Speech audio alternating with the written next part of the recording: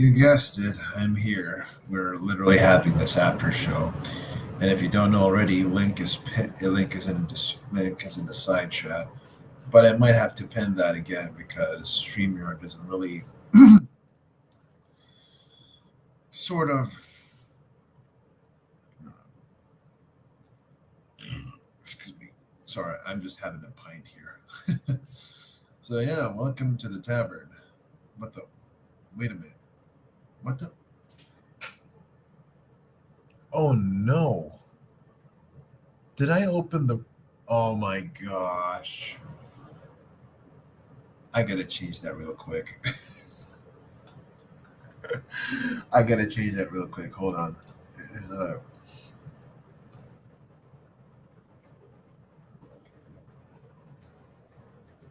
what's wrong with me? I'm gonna have to change that to this one.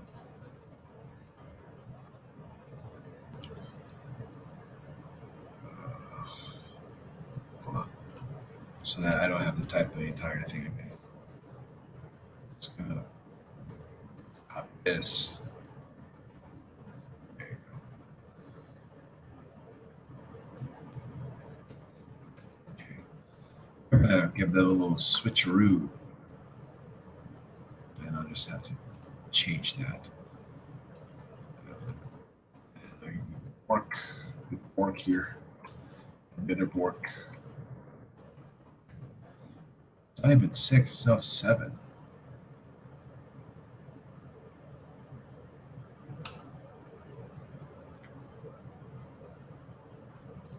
Mhm. Okay, now we got that. We got that fixed. So we just need to just gotta change the thumbnails because people might get confused about it.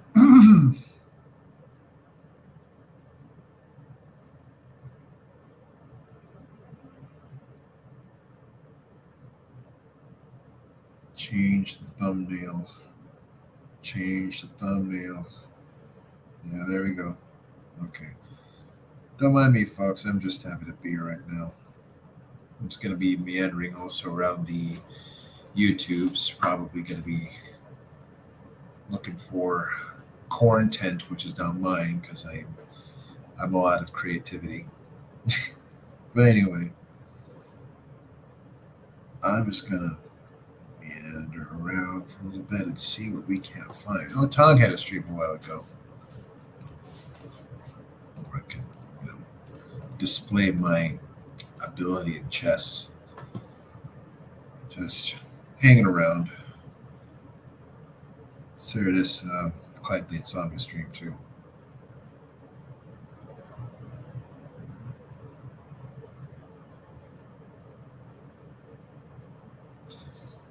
Okay, got that fixed. So now I could just lay back and chill.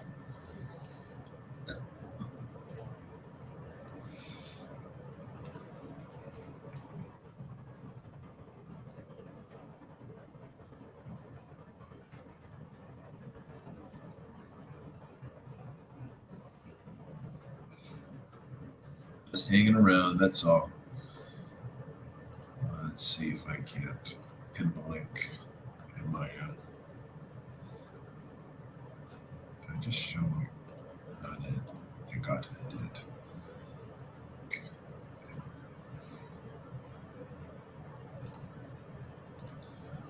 Okay, that takes care of that. Now the link is now pinned. Uh, Indignant like Jesus, special guest.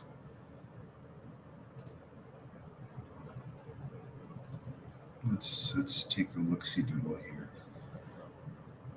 Bruce keeps saying he wants to talk. Ace Theo, thank you. Two churches, work declare. Bed, Linda, chat, and enjoy. What's with these faces? Let's see what happened here.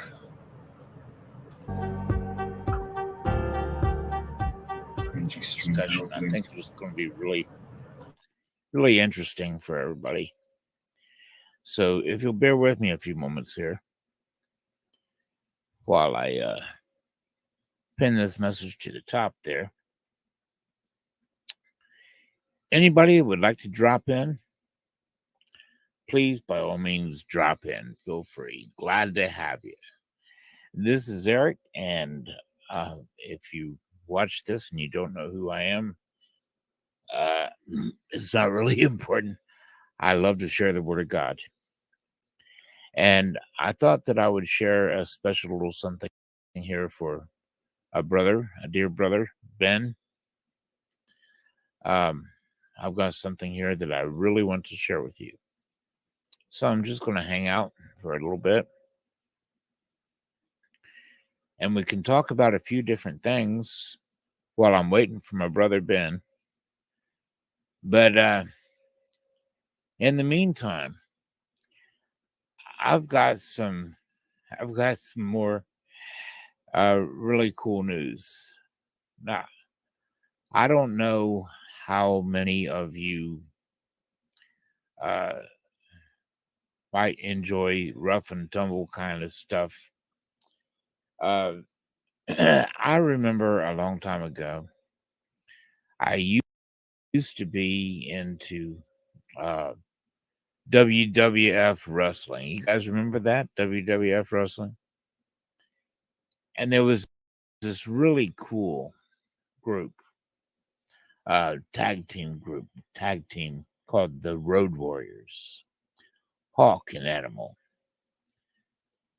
I don't know if you guys remember Hawk and Animal or not,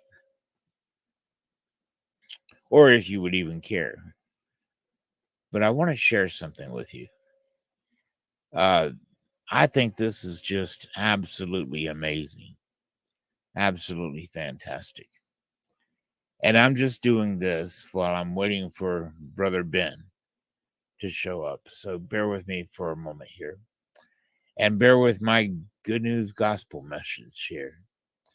It's not your average good news gospel message at all. Let's go full screen on this. These are the Road Warriors, Hawk and Animal. Two of the biggest men you would ever want to see in your life. Two of the roughest and toughest, genuinely bad to the bone men you could ever hope not to. Hello, William. How you doing, my dude? Hello, Boki. Yeah, I'm just meandering around, having a pint of white beer after a long day of work. Why's it got to be white beer? Why you got to make race a thing? This is how it's done in Europe, man. But if I You're got the just chance, supporting it white would be done. supremacy amongst beer brands. Yeah, and they taste good. Not gonna lie. You're a white supremacist. What do you want me to do now? Go in there, go in Detroit, and wear a freaking Ku Klux Klan costume? I'm gonna say no. I'm gonna say that wouldn't be the move. What are you watching here, Chief? I love the wrestling um theme there. yeah, I think Eric has to say something about Ben and Linda or something. I don't know. I mean, I was more Oh Lord. drawn to the idea. I was more drawn to the stream where he had something to say about Bruce, and I think Eric here is catching up to Bruce's um, behavior and his cadence, and it's I'm What do you mean Bruce's behavior and cadence? You mean the way he's indicating his displeasure at Lionheart's joining the community? according to most sources, he's seeing Bruce as somebody condemning the things that he himself does. Yeah, So like call basically, himself a hypocrite. god. He probably should be careful calling himself a god because the last person that did that on this planet ended up on a cross, and we know where the hammer and the nails are. Yes. So Bruce doesn't want to. I mean, at least that person resurrected, but I can't say the same for Bruce. I like Bruce. I think he gets caught up in a lot of the drama, but he seems to be a pretty open Christian. I don't want to say liberal Christian because Jill will take that and run with it, but like he's at least open to talk to a lot of people and doesn't judge them as hard, except other Christians. Like from being outside of the church, Bruce is really acceptable most of the time. I mean, like accepting, but Lionheart's rubbed a lot of people the wrong way. I had him on my stream last night.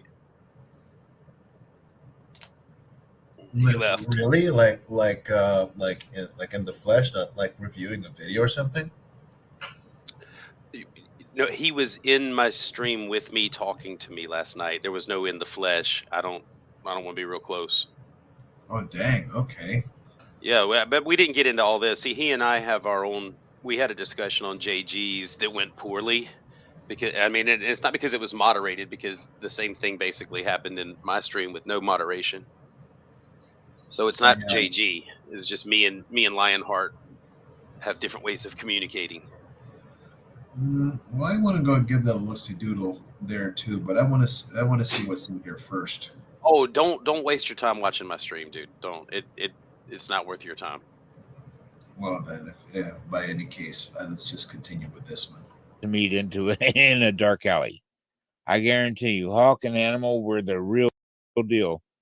While wrestling is faked, scripted for the most part. Hawk and Animal were a little bit different breed. This is kind of why I like them. I used to have a really rough and tumble lifestyle myself. But Hawk and Animal, they were bodybuilders, and they worked out together at a gym with a lot of other men that were soon to be professional wrestlers. Ravishing Rick Rude, several other guys that worked. They worked together at at nightclubs doing bouncer work, and they worked out at a gym together. Hawk and Animal also did a lot of collecting for loan sharks and etc. That was just how they made their money. And so they were a real rough and tough couple of guys. And this will give you an idea if you've never seen them. That was their thing. What a rush.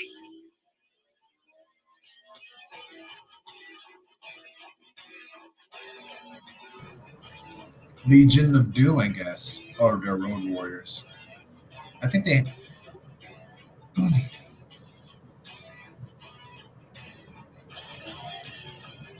The Road Warriors. Okay, so there's now, Eric, you'll say, why are you showing me this? I'm showing it for a reason, guys. Bear with me.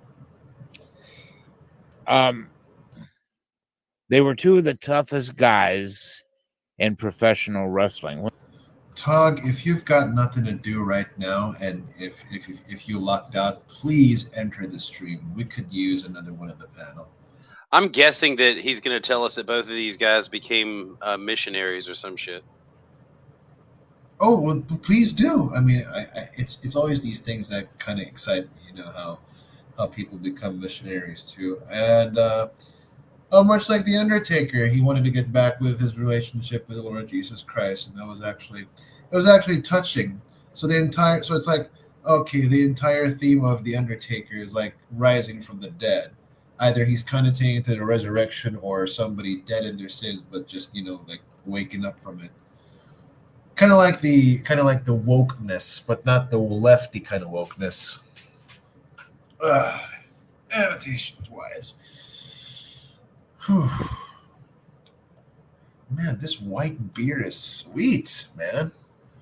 It's malty, it's smooth, but I like dark beer too. I like all kinds of beer. You don't discriminate. Don't discriminate with my beer now.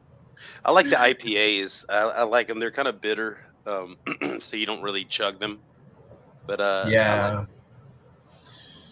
But I'm really curious. I mean, like there has to be some difference between a beer and an ale because I heard they're the same thing. The only difference I heard right now is that there's a specific ideal temperature where in taking ale. I mean, in beer, of course, it's supposed to be ice cold, but I think in ale it's something else. I forget which temperature was it. It depends on what cultural association beer has with the people there. Because like I think Germans will drink beer year round, whatever the temperature is. I mean, they Mhm. used to not have ice to keep beer cold, so everybody drank it warm unless it was the winter back in Oh the yeah, day. yeah, goody two shoes, right? Unless it was winter, then yeah, they drank it warm. So yeah, it does depend. Okay, so I don't think there's. Hold on, there has to be something in here. There has to be We know something in him here. I'm when we just got looking for saved, content now. and also we know that the scripture says, Hello, my name is Ben. I hate Saint Ronin because he's a smoky saint follower, and I'm a coward because I'm hiding in Is the that comforts of the side chat is because that I can't. Nancy? Does he have Nancy on there? New Genesis girl? Might as well be. I mean, she's right Is that there. her? Yeah, that's Nancy. Oh, I just met her the other day.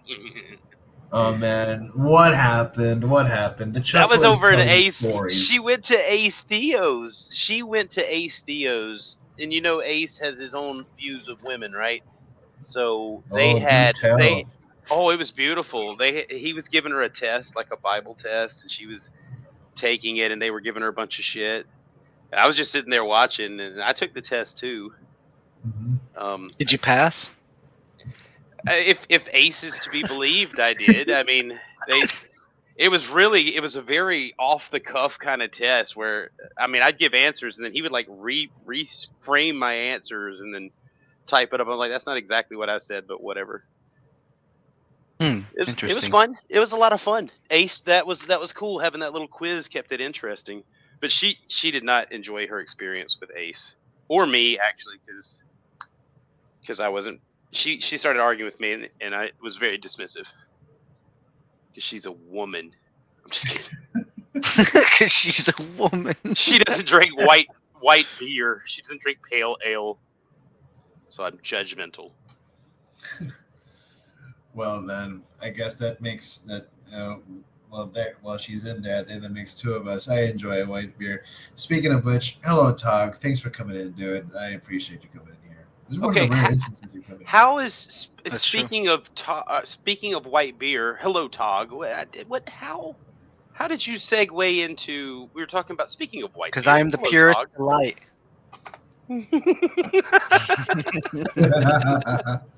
I'll have a Tog light, please. Tog I'm watching light, my yeah. figure. A toggle light. That's my disciples, a tog light. This toggle. I'm gonna have me a Tog vice cyber, Tog light. vice cyber, please. Make sure that make sure the malt is sweet. So wait. What is this all about? So I could be like, what am I being? Oh, I'm just checking what Eric has to say now. I'm just meandering about, and somehow I found my first victim, which is Eric. So Wait. An old man's your first victim? What are you, a lion? I'm just screwing around. You know me. I mean, I can't sleep, and all I have next to me is white beer, in which I will put two more extra bottles in the freezer again, so I can get that ideal temperature. I like the way Boki thinks because he's like, I'm just searching around looking for my next victim. Ah, an old man. You know? Yes, let's If I'll just go. wait, I'll wait for him to try and go down some steps and give him a little shove. Yeah. Yeah, Wait for I it. sit down here and take a sip of my beer. Yeah, boy, baby. I He tried to has a be bad nice. heart. I tried to be I'm nice just to saying Eric him. yesterday. I did try to be nice to Eric yesterday, but I was watching. I am in line to push him down some steps. I think. I was watching the other day, and I do think like in some way either. Well, I don't watch him enough, so it is all just a humble opinion that could be deemed as wrong, which it probably is. But the whole pandering of lying, like if he's making up stories to, fit the narrative, that's not good at all. That's not beneficial, and that's not helping anyone. Although like I said, like mostly everyone, there are some good things into what he said. So it's kind of like, interesting. And he talked about the vessel of destructions and things of that nature. So that was quite interesting. And but we're for Well, he yeah, talked about predestination and then also added a whole bunch of choices and things that we're that was responsible me. I for. started off that. Nice, good. Get us right in there to his favorite spot, predestination. Actually, that's not his favorite. I'm sorry, creation. He always wants to argue creation, even when we're not talking about. He's like, "Why don't we just move on to creation?" I'm like, I never questioned that. What are you doing? Why are we going to creation? I'm not an atheist. You want to talk about evolution? No, I don't, Lionheart. I want to talk about these big old fat lies you keep telling. Like, I think it's wrong. I think it's wrong. Like, I've seen him do it a couple times. Like, it's, and I can't prove that he's lying about his experience, but it doesn't matter that you're trying to give most of the glory to God if you're lying about your experience. Like, that's not cool, man. Well, in the last time I was there in your stream, you told me he tends to fabricate even anecdotes or makes anecdotes out of whim. Out of wind. Out of whim, sorry. Oh, Whim, I mean, whims. look. Okay, so you tell me this was the first. I asked him what was the first time or what was the first thing God spoke to you, because he told me he knew it and that they talk all the time.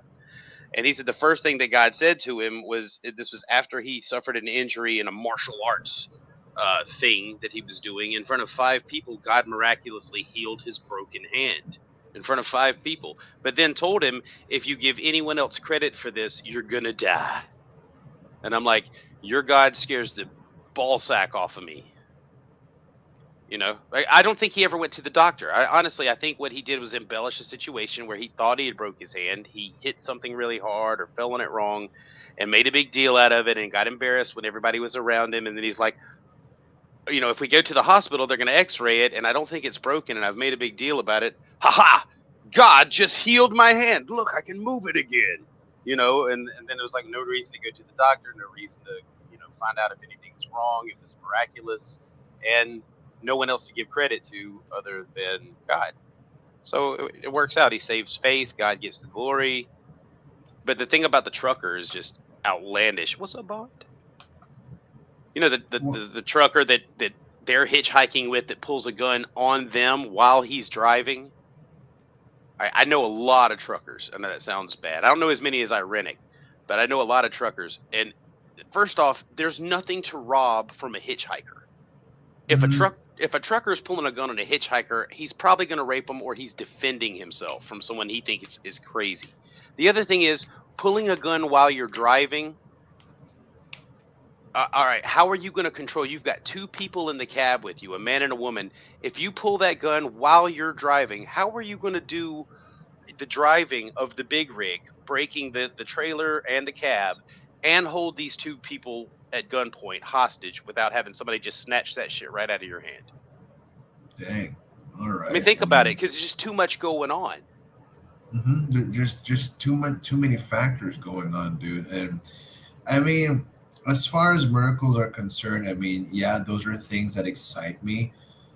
But I'm hearing shades of Gnosticism that if you give anyone else credit other than God Himself, you're gonna die. Like, what about God's providence in providing you with the best doctors?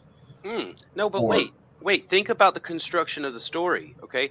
Why would God, knowing all these things, predestined, because in his mind it's predetermined, predestinated, or whatever, why would God feel the need to remind Lionheart not to lie about it and give credit to someone else? If it wasn't a problem that Lionheart is already aware that he has. Like he would think in that way. He spends a lot of time having to justify lies. If you're a liar, right? You spend a lot of time, so you come up with an unfalsifiable claim, right? No one can prove that this shit didn't happen.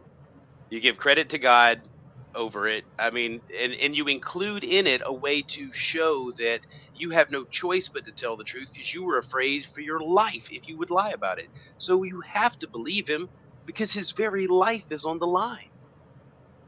If he gives someone else credit for these things, God said he will die. Well, then why the fuck would he even? My thing is, why even tell anyone at all? Exactly. he has a very fatalistic God, dude. I mean, the way he couched his testimony, he has a very fatalistic God. You can't give anyone credit except for me. Like that But he isn't even doesn't. what Jesus would say. But the cognitive dissonance here is that he doesn't understand that that claim is also a threat. Okay? Because when I called him on it, I was like, so your God says if you give someone else credit, he's going to kill you. He goes, I didn't say that. He just said I would die. I'm like, you just said he was in control, predestined, predetermined. A, he gave you a choice. B, he's going to let you die when he has the full power and intent to keep you alive if you make this bad choice and give someone else credit. So obviously it can't be predetermination if he's giving you a choice. Okay, Exactly. and then you say it's not a threat, but it's got to be a fucking threat because the thing that's keeping you alive says if you don't do this, you're going to die. Who's responsible for that? Well, that would be God.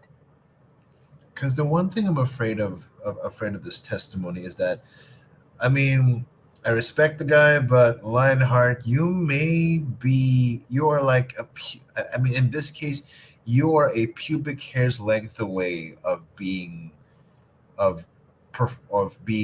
found out to be performing sacrilege, which is something taught against Scripture. Sacrilege. And the over exaggeration of if you give credit to anyone else other than me, I mean, that's not our God. Lionheart, our God isn't fatalistic. I'm actually was gonna do a video about how can God sin against himself in that way? Exactly. It's almost impossible because if you go through each and every one of the 10 commandments and put yourself in God's place, you could never ever break them, like ever. It would be it's impossible. It really is impossible. I've tried to sort it out and I can't. I tried to break it and I can't break that God. Like I'm trying to make a way for God to sin against himself and I haven't been able to. By the 10 commandments, He can't sin against himself. He Exactly. is above his own law. That's not that. Yeah, that. I mean, that's his nature. He can't. He's. I mean, I know you. I know you and I have disagreements, Will, but God is infinite, pure actuality, good, perfect, good. Well, I don't have a problem with that as the source. But I just see it as Yahweh. I don't but know. Before we get off of the Eric thing, I want you guys to think about something before we leave this. Take his trucker story and remove all of his dramatic telling and just look at the scene as it plays out. His wife has to pee. They get out of the vehicle. Apparently, the trucker takes her in between the break, which is between the trailer and the cab. Okay, she goes to pee. He points the gun. The trucker points the gun at Lionheart and says, "Don't you do anything." Lionheart, while having a gun pointed at him and his wife, stands there and does nothing. Now he's added some stuff where he laughs in the guy's face and all that stuff. But let's take all of the theatrics out of it. He stands there frozen. The guy at some point freezes up, and the wife is able to get away. Meanwhile, Lionheart doesn't get away. He just stands there. There is no resolution to the story. There is no the cops. Which stream was this that you mentioned it? It's on JG's channel. Censorship exists, and it's a discussion. It's like Lionheart and Will Freeman. It's from. No, it's not JG. It's Censorship Exists. Wow, you type fast. I've been. Yeah, it's him right there. It's racist. I don't know. I don't even know what race he is. I have no idea. So I guess. I can't. Well, I would call myself a Filipino, but if you want, but you don't eat chicken adobo, so not true Filipino. I love chicken adobo, man. Well, then you're Filipino. I don't eat that. Yes. All right, I just had to check your credentials, Pokey. Dude, I eat chicken pork adobo. How's that for double eligibility? You know what? You get the all-time eligibility credit. All right, go into live right there, and then you'll scroll down because this was 2 weeks ago. and you'll see 2 weeks ago. Yeah, so come back down here a William, little right? bit. It was Not the open yours, chat, right? not the open chat. It's okay, Lionheart and William Freeman discussion debate. It's just the first. Found him? Is he in there? Yeah, it's This one, isn't it? yeah, Is this that's the one. That's the one. Okay. It doesn't last long because he and I do not get on very well. But he tells his whole story. And Worm and Early on, I'd say in the first, I want to say within the first 10 Is he minutes, underneath there? he starts. in the first 10 minutes. Okay. So what I'm going to do is I'm going to play this, and I'll be back. I just need to put a few more bottles in the freezer, and I'll come back. Oops. Yeah, white Okay. beer.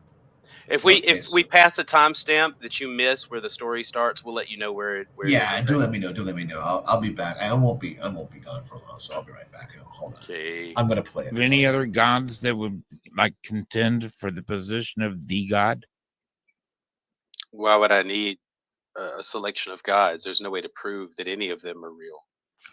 Well, you say that, but I disagree. Well, I know you disagree. That's why we're having the discussion. Yeah. You believe it's the one in the book. Yeah, have you ever asked God to reveal himself to you? Yes. In what ways? I mean, seriously, in what ways? Okay. I was a Christian for over a decade. I started out asking God Okay. once. What you know? I don't want to go through my whole testimony here, but I believe there's a God. I asked him to give me wisdom and to show me more, always more. And Okay. go ahead. No, I'm listening. I was just expressing. Okay, yeah, go ahead. It sufficiently answers your question. Okay, and what made you lose faith? Plato's allegory of the cave. Could you explain that? Are you familiar at all with the allegory of the cave? No. Okay, that's a tough one to explain. There's lots of you can see animated versions of it and discussions about it on YouTube. But basically, the world that you live in can be very small if you limit the things that you look at. And so I had spent a lot of time trying to assign this thing that was guiding me the position of the God, of the Bible. Just because the first place it led me was to a Christian church. And so I went through several different churches, but always realizing that nobody had anything figured out. Everyone was flying by the seat of their pants. And and it all boils down to the circular reasoning that the Bible is true. The Bible is absolutely true, and all the other books are false. Or maybe some of them are a little bit true, but the Bible's the best out of them. And a lot of that said without any knowledge of the origin of Yahweh, that he was a part of a pantheon of Sumerian gods prior to that. But I mean, it doesn't really matter. It's everyone's saying that they know. Nobody knows. It's just us making ourselves feel better, and a lot of times it's used to control people. I find that people try to use hell to control other people, and it's very effective for a while. But it's also it's to me it's nonsense. What is hell to you? What do you mean? What do you think the Bible's hell really is? Why do I care what the Bible's hell is, Eric? Well, you just made a comment about it. You know, you don't think It's not a good thing. It's a punishment of some sort for not meeting the standards of the Creator that were passed down by the Jews, the Hebrews. Do you think evil should be punished? That was pretty vague. Do you think evil should be punished? Do I think evil should be punished? Yes. I guess it depends on what you consider evil. Like, do you believe in justice, like rape, murder, that sort of thing? Yeah, I think justice is something that we should always seek. I think we're driven to seek it. Okay. So, it seems to me like that's what hell is, So if we're going to say Chicago. if we're going to say hell is a bad place, we might as well defund the police and do away with jails, right? No, that doesn't follow. That's a Well, bit of of a course it non-sequitur. does. Of course No. it follows. Is the why both? Well, how punish did evil. me saying that justice was necessary? What does that have to do with your idea of hell? Well, I'm What just is it? showing you hell is no different I than asked you, jail. what is evil? What is evil? Yes, That is anything that's bad. That's anything that's hurtful. Anything that that doesn't help.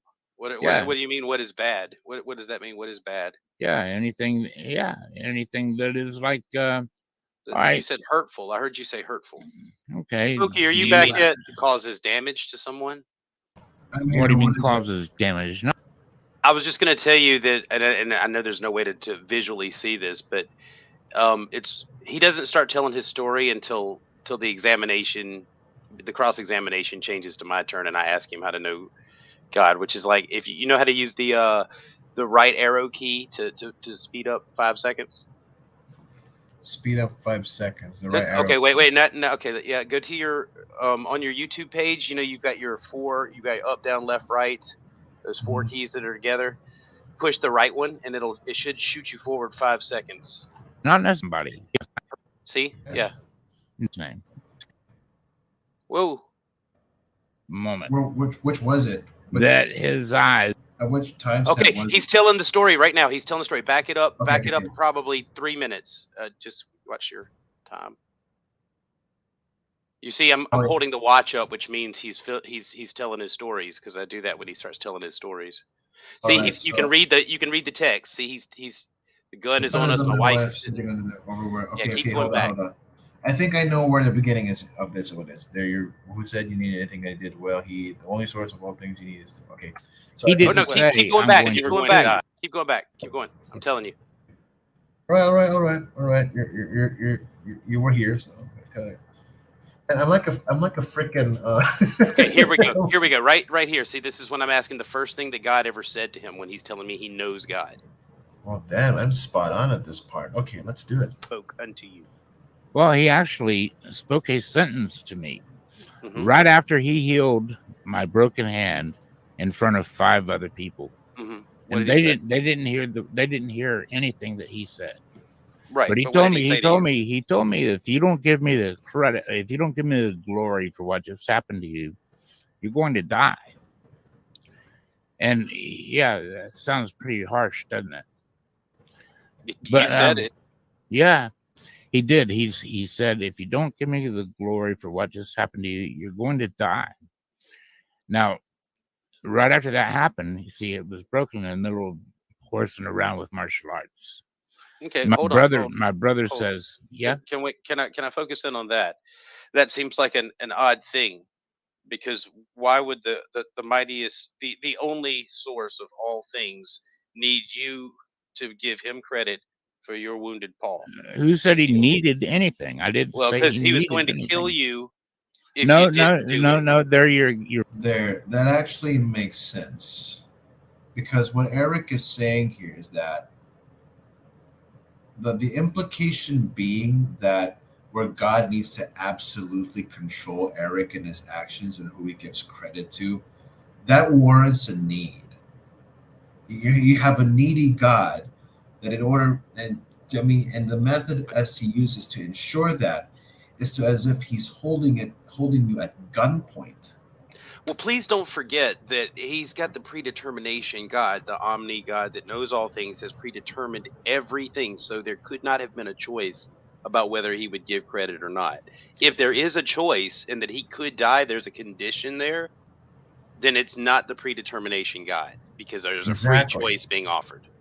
Exactly. Because you're fine, because even at this gunpoint, and he says that, like, he shifts from being staunch Calvinist, but for 2 minutes he's a bit of a non-Calvinist. There's Because times he's he given the almost choice. touches open theism, Boki. If you listen, there's times where he suggests that God is learning information, which is more of an open theism, but then he'll deny it. It's just, if you listen carefully, there's conditions that God is waiting on to know what God's going to do next. Interesting. Because if he asserts that, then he is against the idea that God is all knowing. He pays lip service to one, and then his stories demonstrate something else in the actions. Like when he gets into the trucker story, you'll see what I mean. All right, well, let's get to that, but let's listen to the martial arts thing. And as far as martial arts injuries are concerned, because I'm a very good blocker and I have hard forearms, I did suffer a contusion on my forearms. So, yeah, I got that going on. But anyway, You're Yeah, I got putting a words bump in on my my mouth. wist. He didn't What? say I'm You said going you were to going kill to you. die. You said you were Right. going to You're die. putting words. wait. You said you had a bump on your wrist. How did that happen? Monkeypox. I was fighting someone because I used to get into street fighting when I was about like in 7th or 8th grade. Because Fight Club, as everyone was, and so like I was fighting someone who was just doing junior and karate, and then okay, he's like, all right, let's do this, and so I'll go street brawl versus karate, and at some point, as I went to block, right, Hadouken! he went to chop and he got me in such a way and it left a bump there. I'm like, wait, timeout, injury, and and we both stopped because it was just a good sparring match, and yeah, I've had that like a little bump there, like a cyst. Tog because out of there it. getting his battle wounds. Yeah. Hey, it's part of growing up, man. It's part of being a It's man. fun. Oh, dude, I had a fun fight, right? It was like a David versus Goliath with one of my friends, right? Because I'm a short kid, and he was like this big-headed ginger kid, right? Just towering over everyone, like king of the battlefield, right? So it's you versus And you versus yeah, Q. yeah. So yeah, it was like that, right? And like he had this big ass stick, right? And because it was like I hope you WWE said shit stick. rules. Did you say Yeah, stick? stick. Okay. Yeah. Oh, So they gave me like a water bottle. What was it? Like what was it? A Sprite bottle with like a little bit of Sprite in it. That was my weapon. Was a little Sprite bottle, and it had some Sprite in it, right? And the dude had this big ass long stick, and everyone's like, "How the fuck is Todd gonna get the hell out of this one, right?" And they're laughing about it, right? And he's holding the stick like it's a sword. Right? He's like, "Come on, motherfucker! What are you gonna do? What are you gonna do? What are you gonna do with that bottle?" And I fucking chucked it right in his freaking eyes, and everyone's like, "Oh!" And I grabbed the stick and I fucking beat him with his own stick. It was like the most glorious thing ever. It was like biblical. I swear to God, it was so fun. But no. it was weird because really again we became friends after that because it was such a glorious battle. He got his ass whooped in such a way because everyone thought my ass was done. Short guy, little fucking tiny bottle, and I just fucking fling that shit at his head like, yeah.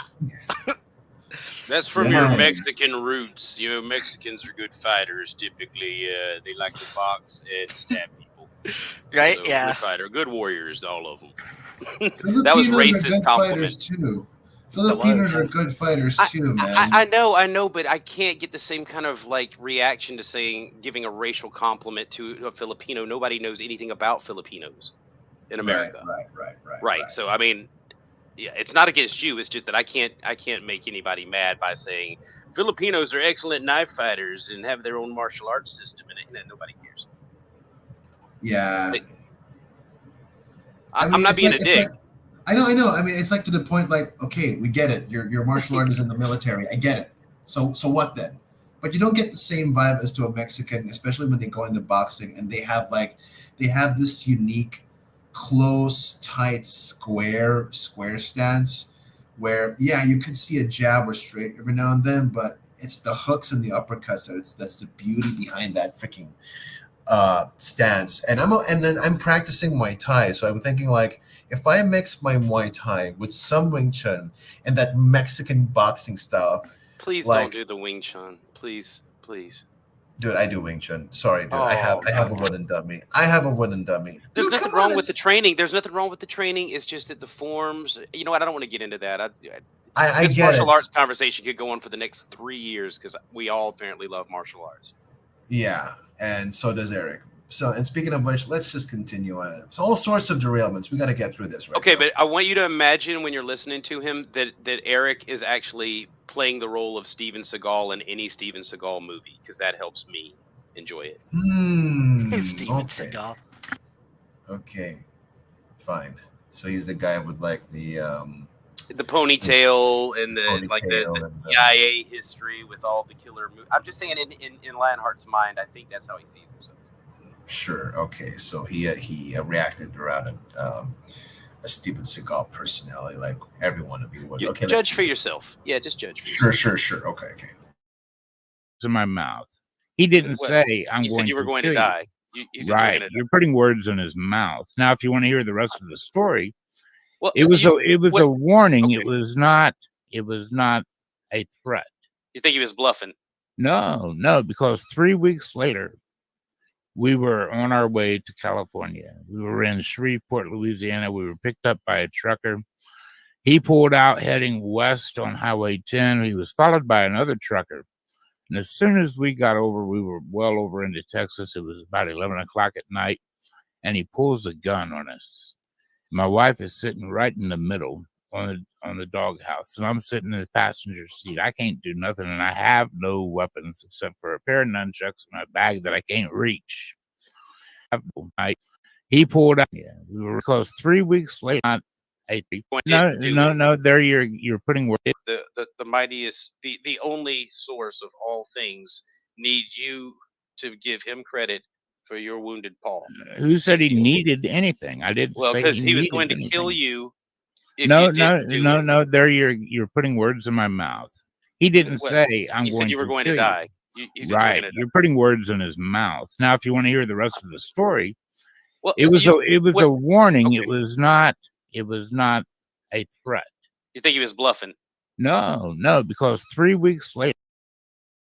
So it's not a threat if he says, if you don't give me the credit, or if you give credit to anyone else other than me, it's not a threat. Well, it couldn't be a threat because it's the predetermined, already decided God. There's not even he couldn't even change his direction if he wanted to. The warning would be pointless if it was all scripted. He's being offered a choice with a consequence attached to it. I mean, heck, even with the free will, like, yeah, I mean, Lionheart could choose to say no about it, but he knows that I'm gonna die if I do otherwise. So he could just shut the hell up about it. You know, that was an option too. He didn't have to give anyone credit at any time or even talk about it, since he never went to the hospital. No, I mean, giving credit's fine, but then when you add that part about it, like, if it makes God sound so egocentric that if you don't give me credit for this little worm, I'm going to kill you. Like in the grand scheme of the universe, his paw being healed is actually giving glory to the same being that created every fucking thing. It's like, I made the whole universe and I healed that guy's hand. There's a little cherry on top. Bing. It's like Aesop's fable with the mouse and the lion paw. He pulls the thorn out, helps him out. Everyone learns a lesson. Aww. Yeah, what you're going to see, and you can tell me if I'm wrong, what I see is that in this story, Lionheart is going to give God the credit, but he's going to keep a good bit for himself to talk about his own character and how brave he is. Way to break that covenant now, isn't it, huh? I don't know. I said this once before. Like, I get the whole image of a lion encroaching because of the image, but to me, it just looks like a cowardly lion. As much as the lion imagery, just you know what kind of Simba he reminds me of. Let me show you before we go. Oh, I didn't get to ask Bond. Bond came in with Mufasa, like, falling, and I wanted to ask him what that meant last night. Bond said he just happened to have a pair of nunchucks in his bag, like. you know what kind of Lion King he reminds me of? Not like the Disney accurate Lion King. I mean, this show has accuracy to it, but there's some exaggeration to it. So just let me show you what kind of Lion King is concerning this one. Manny Pacquiao, ladies and gentlemen, and that's the weightlifter. All right. Consult my doctor. Oh no.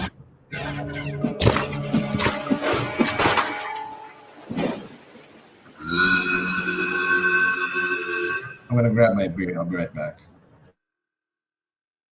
I'm gonna grab myself. That's Lionheart. Simba.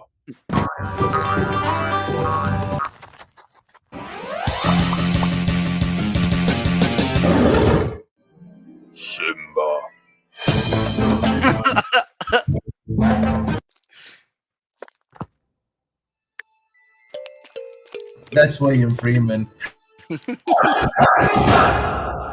look, Mr. Lizard.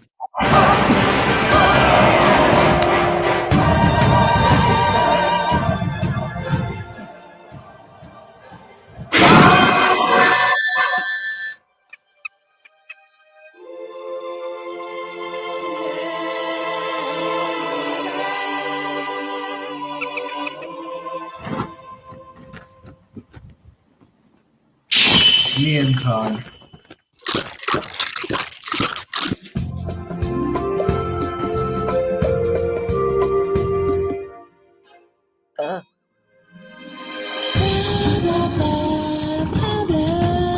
What the fuck?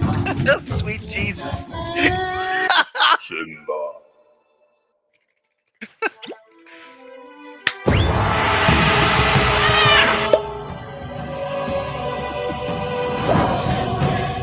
Simba.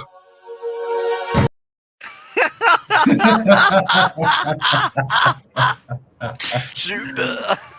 Funny as shit. That's I mean in that case that's Eric's god. But instead of saying Simba he says Eric. And he gets an offspring. Eric. Anyway, let's continue. Well, no offense, but as a person with a kid, that's like Mhm. weird because of like how people do the whole junior shit, right? Mhm. Mhm. So creepy. Like how true that is in reality, though.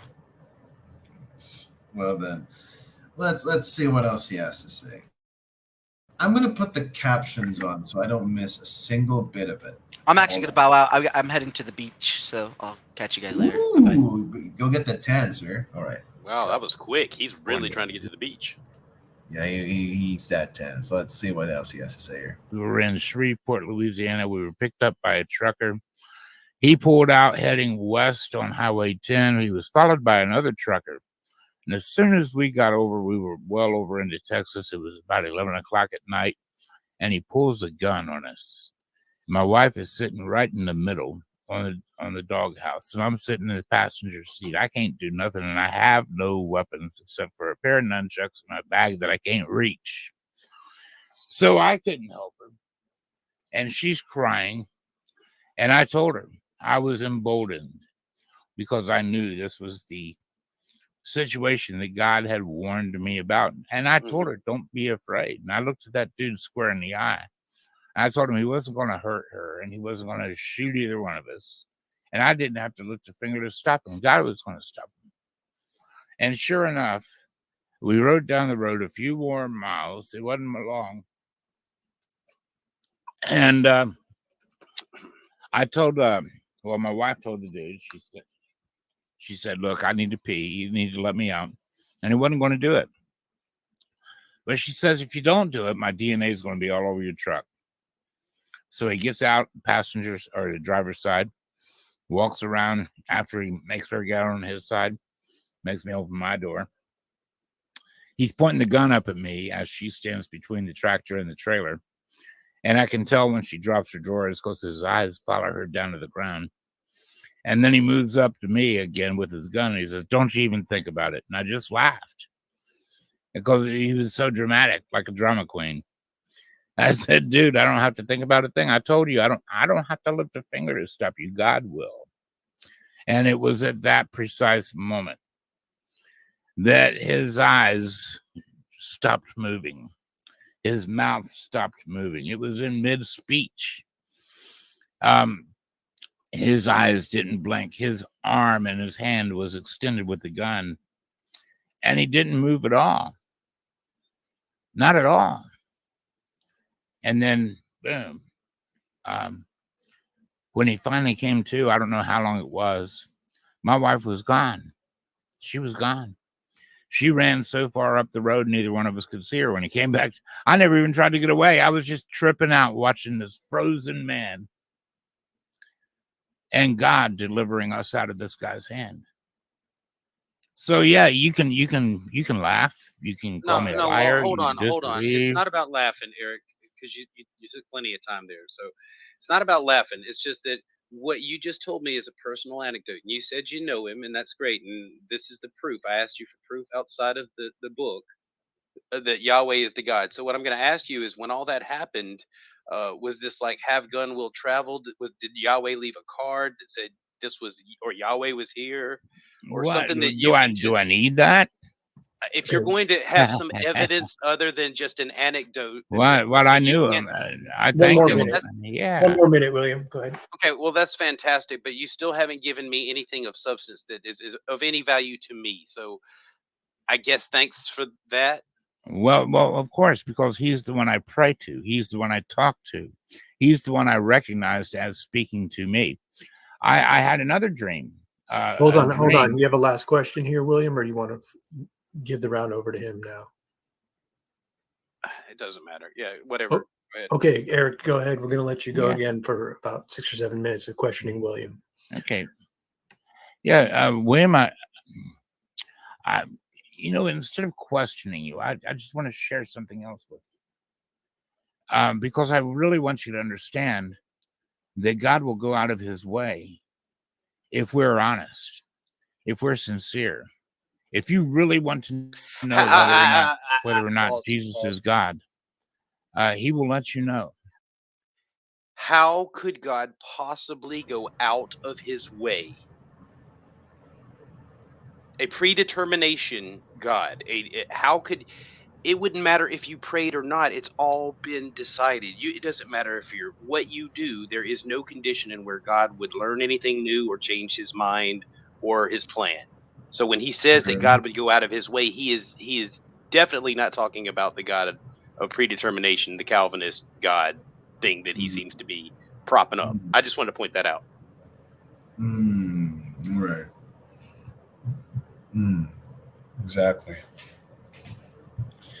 Well, there was a condition: So- if you're honest, or if you do this, God will go out of his way. That's what he said. So there's a condition in which God would do something different than he had planned. Do you see that in the sentence, the statement he made? Yeah, like he's telling me that he has a fatalistic God, which is he gets what he wants, but then he sets a condition with you. That's not even the God of Abraham. The God of Abraham, I mean, in terms of predestination, it's only about his prophecies. But in terms of human interaction, I mean, Eric here appealed to a fatalistic God. That's why he has to be determined. That's why he has to screw him over in gunpoint. That, okay, you still have the choice to rebel to me. Go ahead. But he didn't mention what he was doing while he said when the guy came to, my wife was already out of sight and neither one of us could see her, and I didn't even bother to run. Well, it sounds like he didn't. It sounds like he was just as frozen as the guy, because I would have at least taken the gun away from him, maybe tied him up while he was frozen to wait for the cops or something. But just to stand there, and your wife is running her ass off, and you're like, "No, this is amusing. I think I'll stand here and see how it plays out." That's incredibly dumb. I mean, put it this way, right? I mean, oh wait, my wife is all the way over there, and you may be thinking the guy with the gun is going to attempt to pursue her because she tried to do something funny. Like, wouldn't that like excite you to even at least take the keys and throw them in the woods? To take the keys and throw them. That way he can't follow you at least. If you're going to be super passive, but you can't tell me that Lionheart is practicing his martial arts. He's got nunchucks in his bag, that he is not willing, at least with the way he's planned his, to defend himself, that he's not willing to do harm to someone. But he's not. He's just standing there watching this guy who was about to potentially rape his wife. Just stand there. I just, in my mind, I cannot understand where the idea that I'm going to look at this guy, taunt him, and laugh. What is that saying about Eric? What is he wanting to get across about himself in this story, is what I'm asking you, Boki. It's like he's trying to get across that he's got this sort of special providence that God's giving. Now, I believe in miracles in a way, but it's not like I mean, God has done many things for sure, but in the case of Eric, to claim that kind of miracle at that ilk, that's I don't know. Dude, I my I bullshit even detector is just ringing. Like my bullshit detector is just going off with him.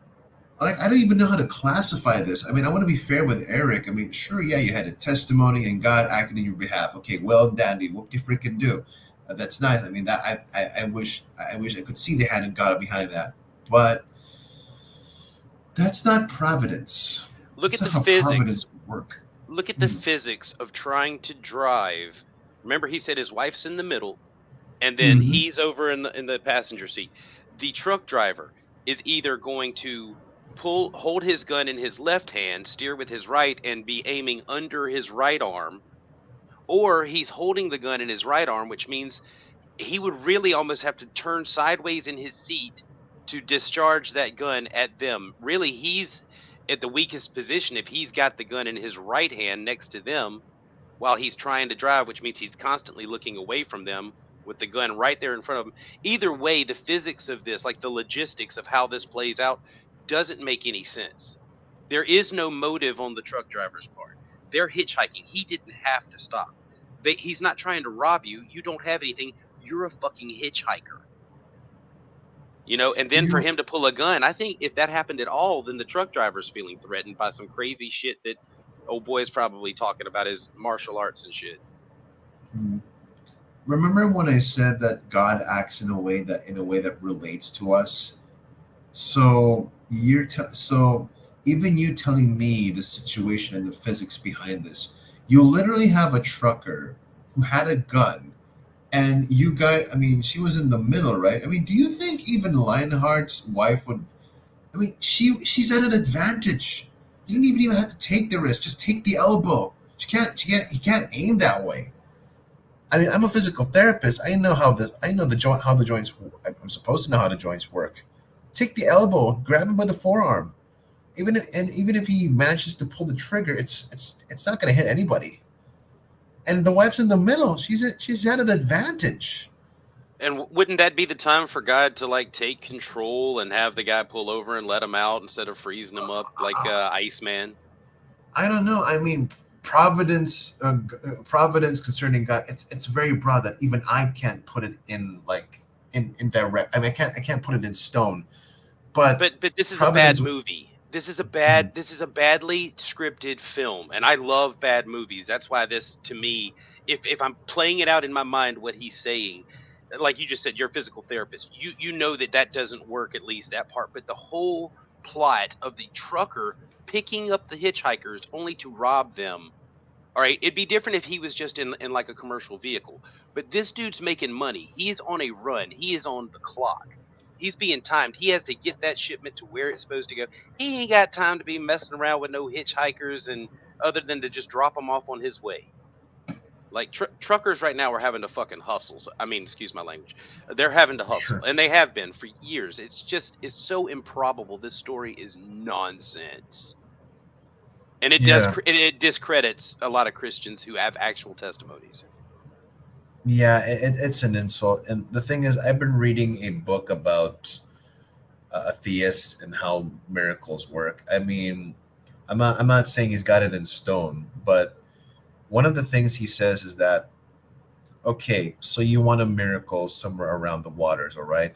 Well, the thing is, before you could have a miracle, you'd first have to have something. Like if you wanted a miracle concerning what's going to happen in the sea, the first thing you'd need is a body of water. But Eric here doesn't have a body of water. He's saying that all of these things just took place in one instance. Okay, so then what?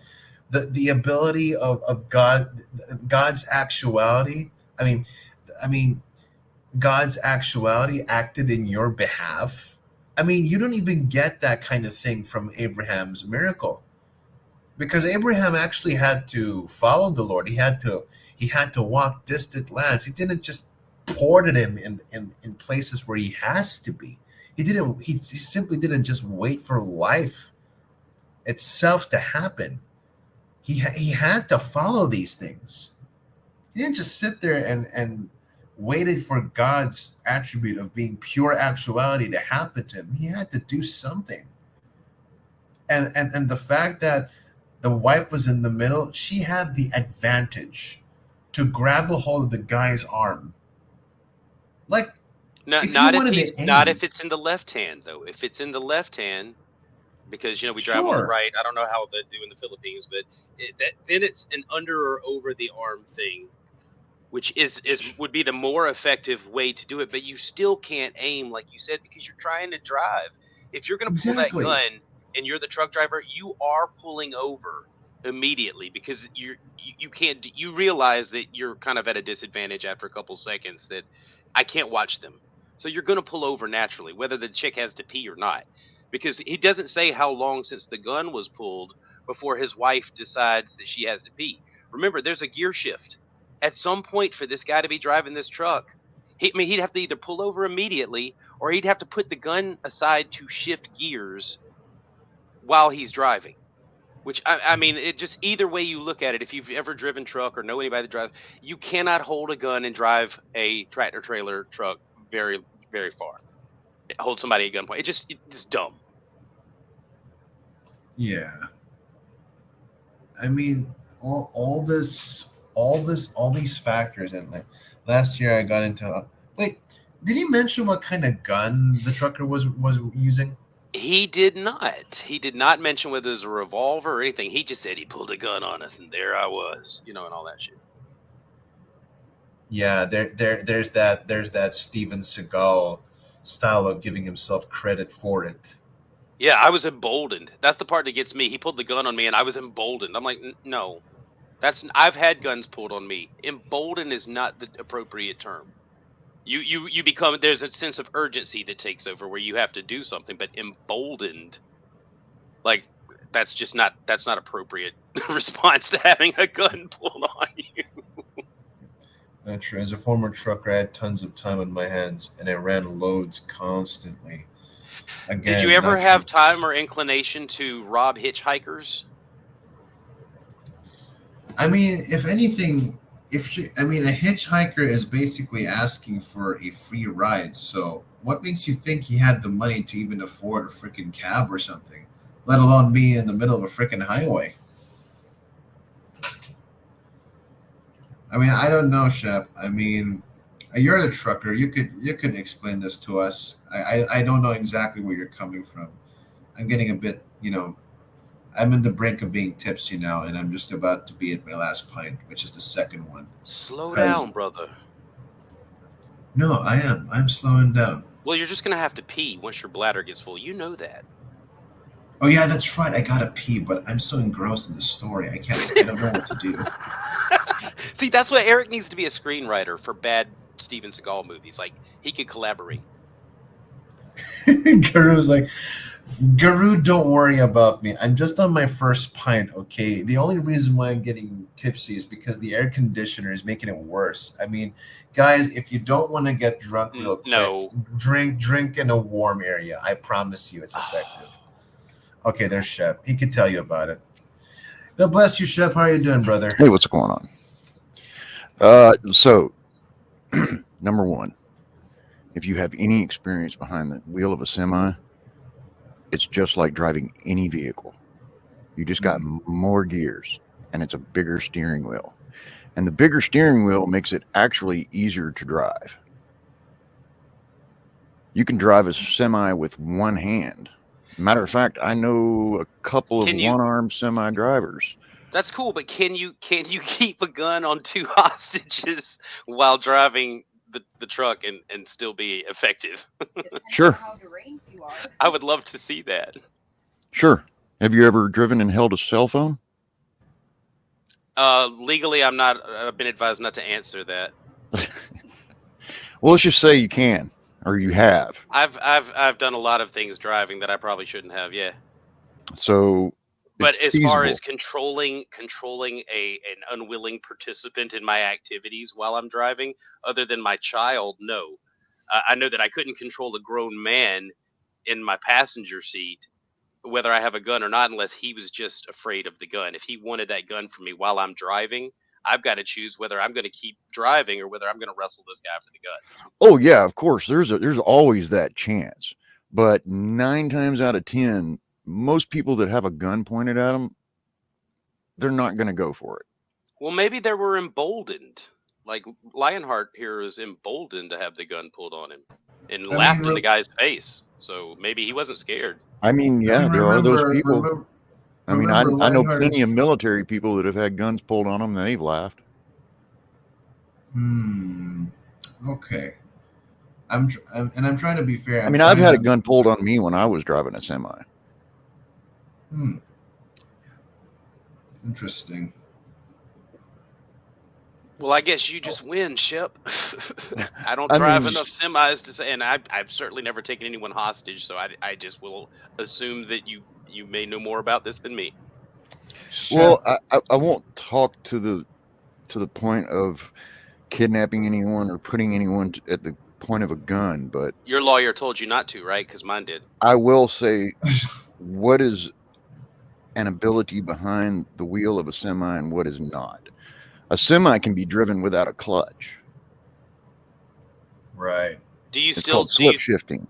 If all that's true, do you still think that his story holds water? Everything that happens after they pull over. I'd have to hear the whole story, but from what I have heard, it's possible. My. Well- I guess it's possible that the dude was miraculously frozen and Lionheart just stood there while his wife escaped, like the smart person in the room. I mean, it's possible.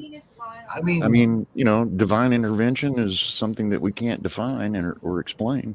correct. I mean, I'm all for that. I'm all for God moving and seeing His hand and all, but it's just. I mean, the only reason why I'm leaning on William Freeman's point is because he may be fabricating this testimony in a sense where it would lead to sacrilege. I don't want any sacrilege. I mean, What about the you hand? Want, well, the I mean, hand metaphorically is a different speaking. God.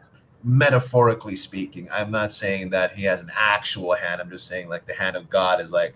No, what I'm talking trying to say about Lionheart's hand, the initial thing where he's identifying God as this tyrant who will kill him if he gives credit to anyone else. That too.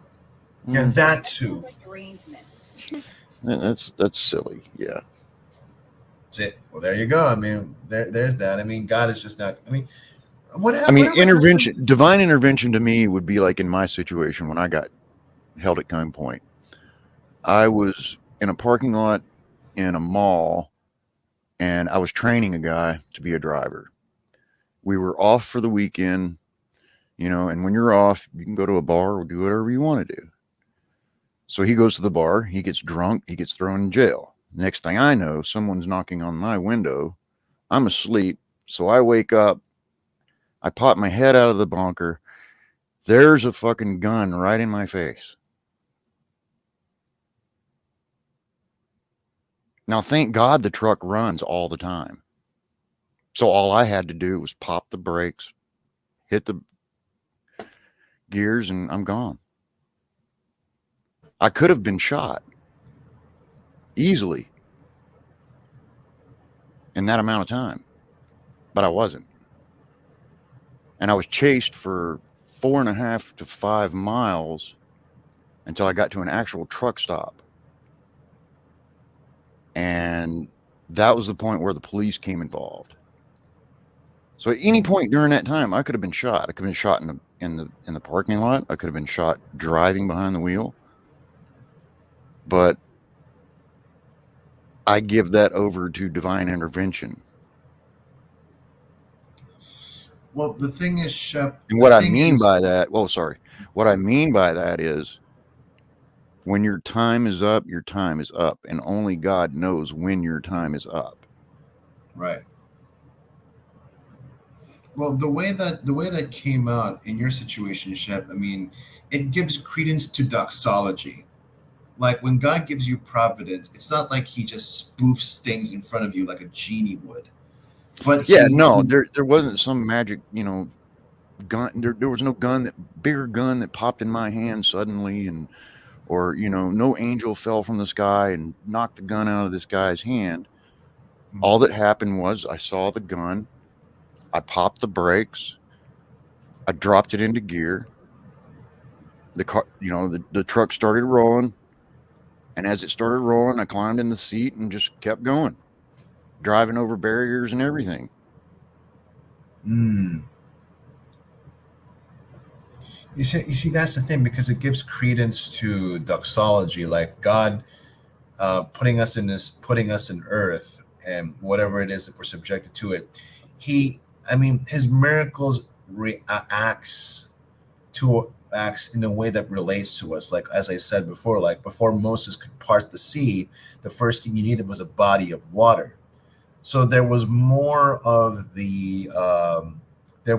that doxology, and doxology speaks of the things that are created that speak of God. So in your case, Shep, that was more whatever happened to you was more on was like, yeah, there was God, but instead he used the book of nature. Like, he used your usual. It's like there was this usual.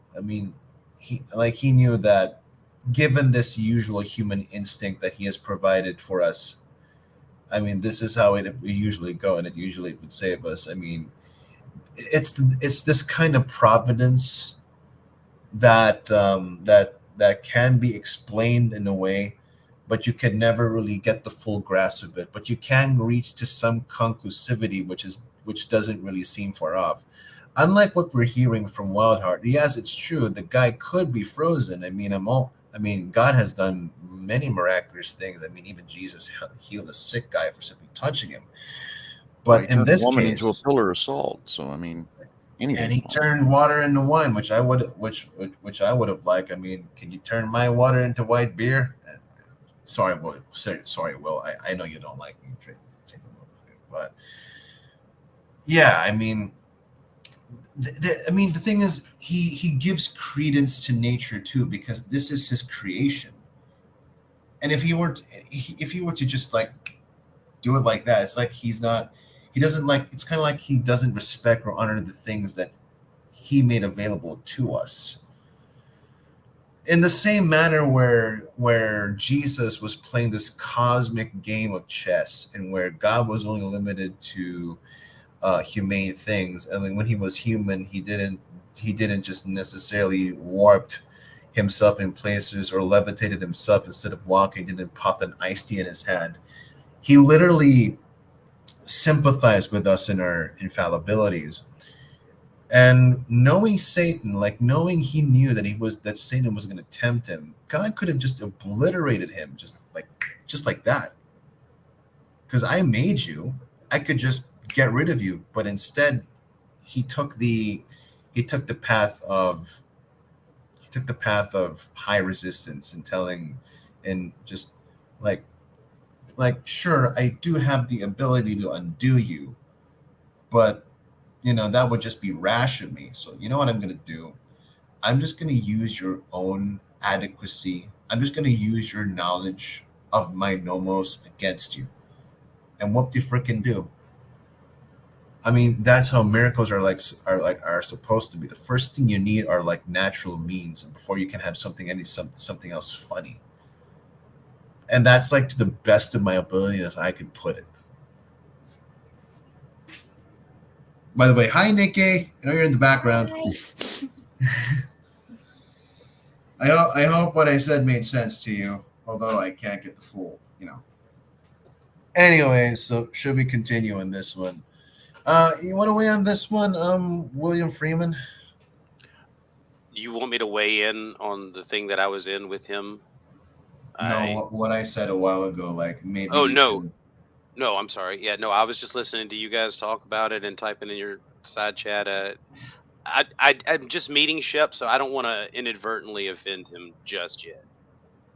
Yeah, but I can see the tension between you and Jill here, and I'm thinking that after we're done with Eric, there's going to be an impromptu debate here, and I will have no choice but to moderate while I'm tipsy on white beer.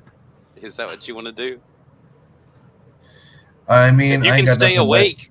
If you can stay awake. I got nothing. I got nothing else to do. I might as well just drink my troubles away. It's 11 p.m. your time. Is that right? 11 p.m. It's 1:29 a.m. But I can go all night, baby. Oh, and yeah, my. Bond. Remember the time that you told me to go for my 7th pint? Yeah, I didn't enjoy that. So I don't blame you, but I went beyond my capabilities. And the next thing you know it, I woke up with a bad headache. So funny how that works out. So anyway, so I think what the- to touch on something else, divine intervention to me, it ties hand in hand with anything that is bad that happens to you. I mean, God clearly says that He brings both good and evil. I like that. Hmm. Okay. I do like that admission. That was honest. I mean, the Bible states it, so it has to be true. That's not. I don't look at things that way. That's fine that you think that. But see, I Well, think I there mean, could be here, divine. okay, Hold on, okay. wait. I've been quiet. He asked me if. Let me just say, I don't have a problem with divine intervention. I have a problem with us automatically assuming that it's the God that we're praying to necessarily, as though there's not the possibility of a very benevolent God who chooses to bless people regardless of whether they know Him or believe in Him or not, just because that's what He is. Yeah, no, it's like the Kelvi Quayo. Excuse me for mispronouncing that, but I wouldn't say that divine intervention is a tinkering God. I think it's more of He allows us to experience our free will. So there is you got the free will thing going with you. You believe that the free will. All right, cool. So does that make you Armenian? Armenian? What is it? No, no, Armenian? no, Okay, you got the free will thing. So you don't believe that the God has already predetermined every action, everything that's going to happen. not everything, but some Mm. things. Okay, Some things can are you? inevitably going to happen. Oh yeah, like the big picture stuff. But then there's a lot of little minutia there that's non-consequential that he doesn't bother scripting, right? I can agree with that. Okay, all right. I see where you're coming from. All right, cool. I mean, when I refer to that, I always go back to Job. I mean, Job, even if we I don't think they've determined whether he was a real person or if it was just a story. But the point to that is that he was a righteous man. He was upright in God's eyes, and the devil comes along and says, "Well, he's only upright because you give him all this stuff." And God's like, "No, he's who he is because of his own free will." And the devil says, "Well, I bet if you take everything away from him and do all this stuff and let me have my way with him, he'll cuss you. He'll completely forget about you." And God's like, "Okay, if that's what you think." So he didn't do it to Job, but he allowed it to happen. And I think that's how God deals with all of us. What makes you think that the God is Yahweh, though? I don't know God's name. I'm in the same boat. I don't know God's name either. All I know is that God has always been, he always will be, and he came to earth and sacrificed his fleshly body for our sins.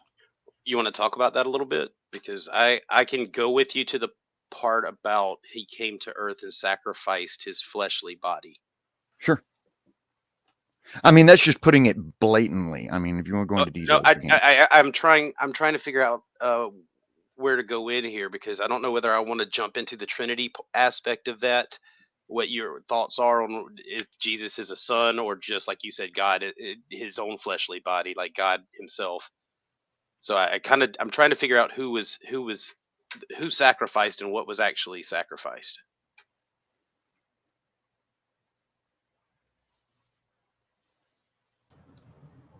I actually want to touch this with you, Shep. I mean, you seem to know more about like miracles and why God chooses not to intervene or intervene in a way with Job. I mean, you and I got to have a talk about this one, because Job, to me, I mean, the only thing I know about Job is that he was a perfect man, not in a sense of ontology, like perfection with God, but the thing is that he was obedient, right? and he wouldn't let fraud or the negative cares of life just wane him away from God. I mean, that is in a way how I can relate to Job. Like, he doesn't know a lot of stuff, but even to but even to his fear of the unknown, or his distress to the unknown, didn't keep him away from God, because that would also be opportunity for letting God to shed some light into things. Well, And to me, Job completely relied on God for everything. mm, And he recognized that God was the provider of everything that he had. His family, his food, his riches, his notoriety. It called him an upright man. exactly. Jill, I think we're gonna have to carry this Eric stream sometimes. Yeah, I'm but- still thinking on Will's question. I haven't ignored it. I'm still thinking on it. Well, the thing is, I mean, I don't think Because that's something that I'm not 100% on Trinity or any of that stuff. All I know is that Well, Jesus said, "I and my Father are one." So let's Now, get does that past mean who. that? Now, Let's does get that past mean? who was sacrificed and tell me what was lost. I don't know that anything was lost other than sin. Then that's not much of a sacrifice. You're actually just cleaning. You're sweeping the floor. Isn't that what sacrifice is? No, sacrifice is the loss of something, giving up something to attain something more desirable. Well, yeah, he gave his life so that we No. could attain eternal life. You just said that he didn't give anything because he got it right back. He handed it over. He leased it out, maybe. I don't know what you would call it, but he didn't die. That's the claim. He didn't die. Well, he died for 3 Is he days. alive?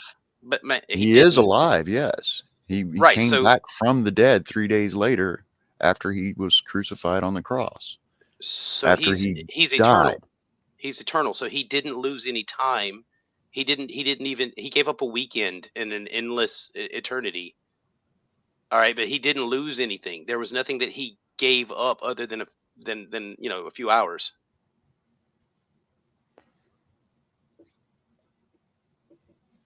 I mean, I'm thinking on that. there's so much though that I'm thinking on that one. That's I don't giving me mean to be something to think about. disrespectful. I'm sorry. No, I you're don't not. mean to It gives me something to think about. I mean, because to answer something like that directly for me, I don't know that I'm able to at this point. I mean, for me, it's that Jesus gave up his life in placement of mine because I deserve death. From the time I was born, I deserve death. Now wait. You just made another statement that I don't know that follows. You don't think babies are evil, do you? Or I don't capable think of they're evil? evil, but we're all born into sin. Now, I don't understand how that could be possible, because if you sin, that takes a conscious intent or an action that Because of violates the Adam's rule sin. that you're. Yeah, that's someone else's sin. That can't be justice. No, it's generational. Then that's not justice. Of course it is. How is being punished for someone else's sin just? I'll wait. Well, let's see. I'm in your car. You go in and you rob a house. You come back out. The cops pull us both over. You robbed the house. All I did was sit in the car. But I get the same sentence. Did you know I was going to rob the house? No. Okay, so there was no intent on your part. But in the law's eyes, I'm humans. still complacent. You're No, talking about doesn't- human law, where there's things that we don't know and can't prove, and you're comparing it to a God who has all the information, right?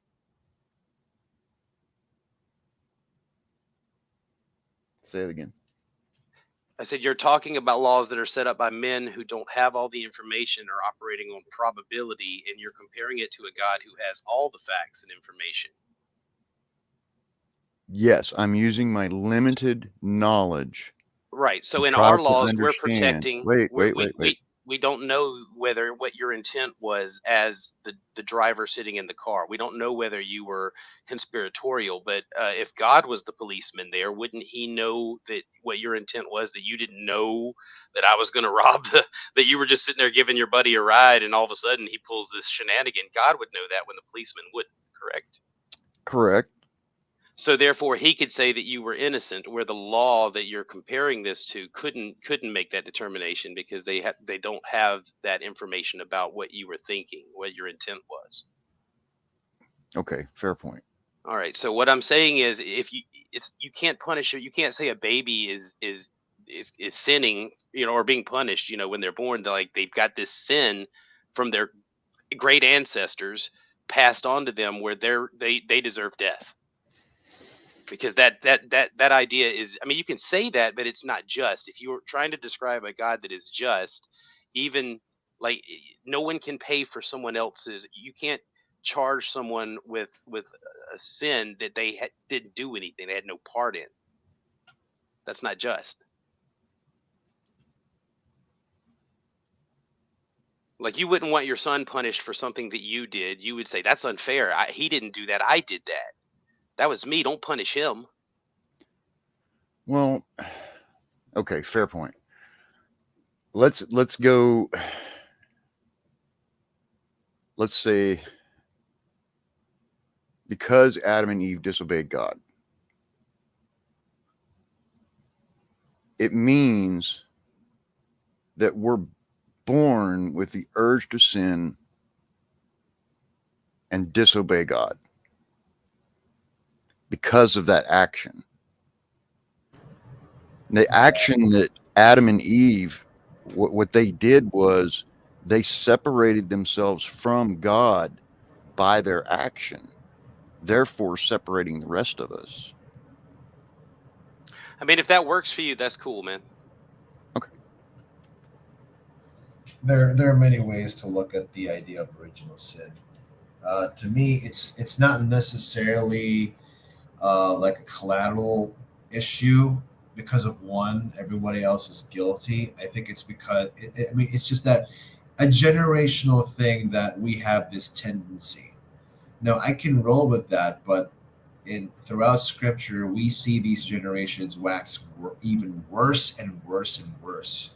Yeah. So even if I could say original sin is not necessarily collateral guilt for one guy's sin, but I have the tendency to do so.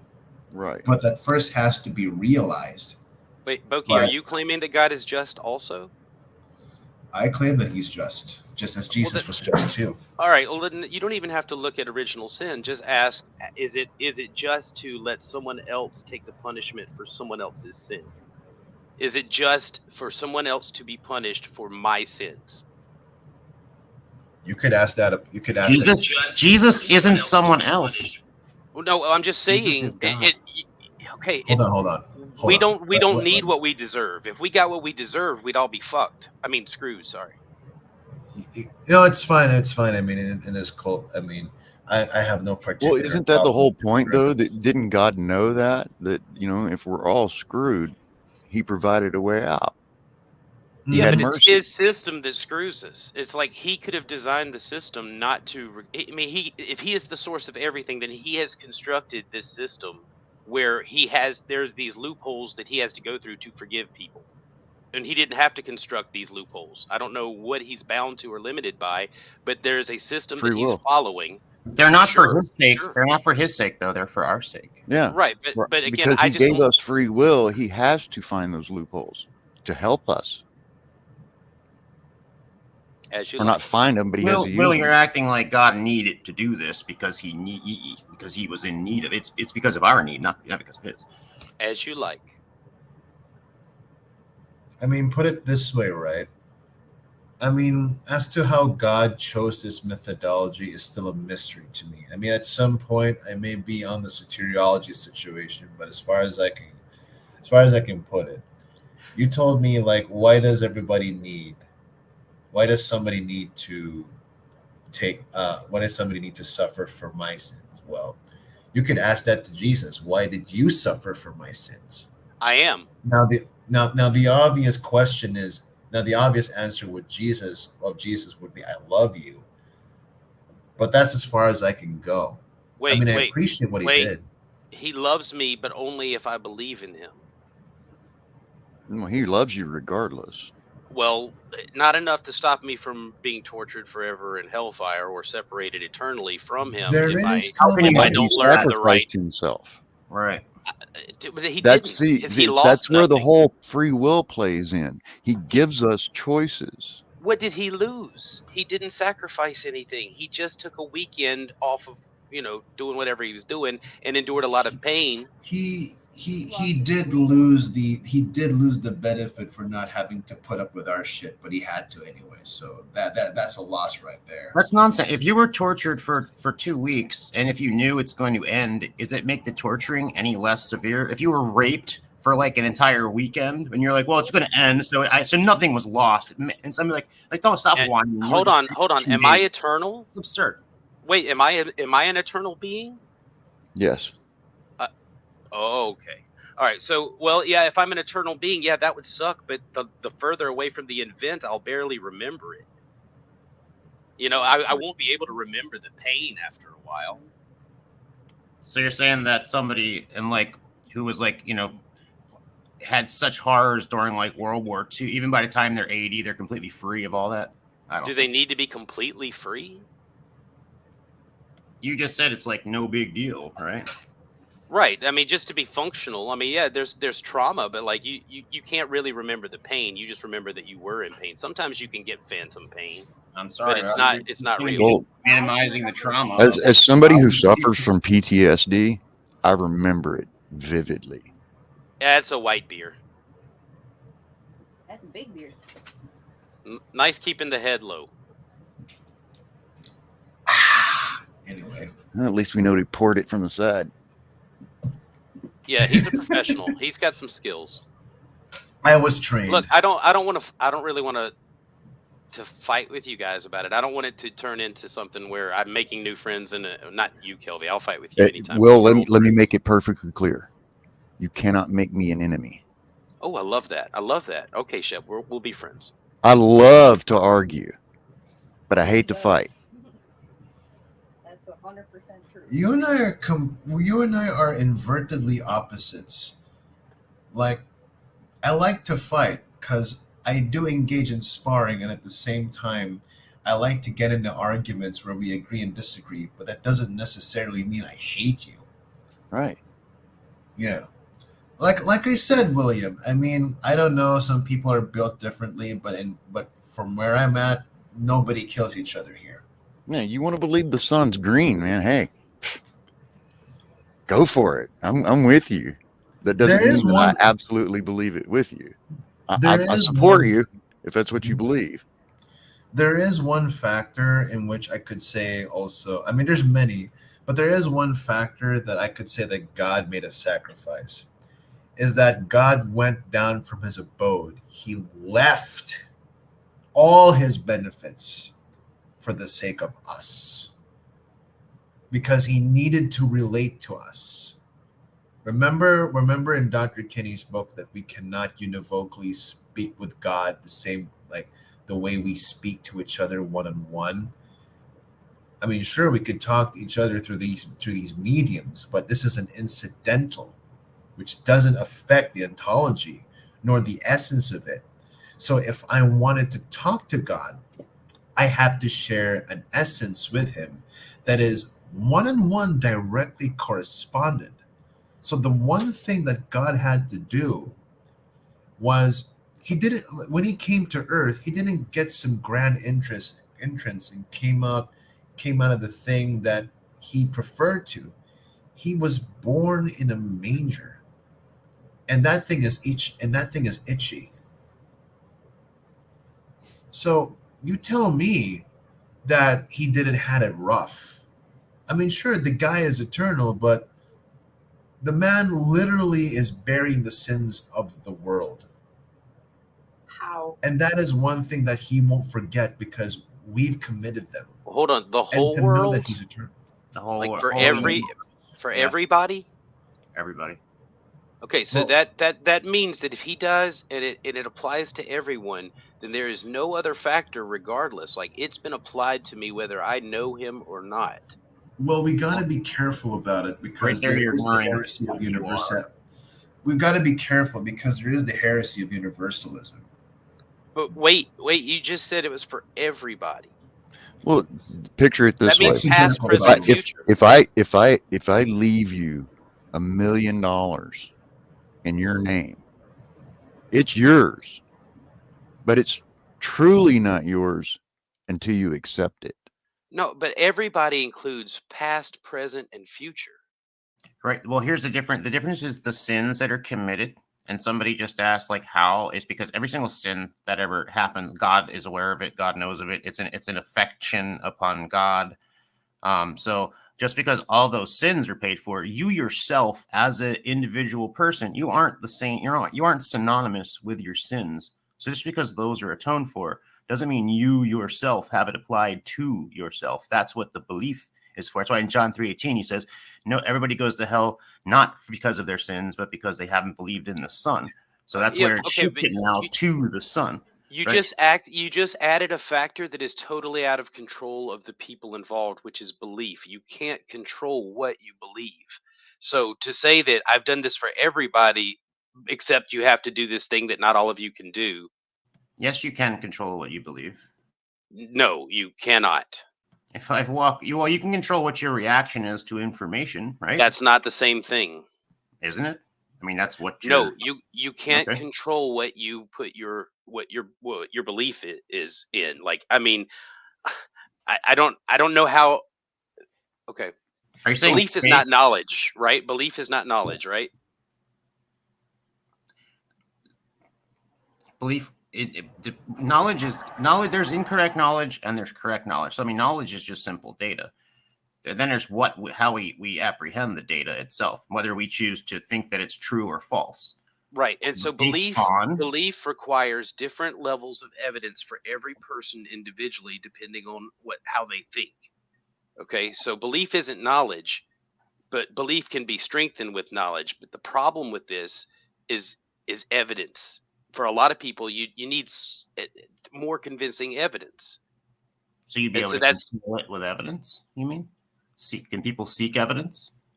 They can try, but again, what you run into is a lot of just man, describing the best he can what he thinks, without any way to support that these things actually happened the way it's described.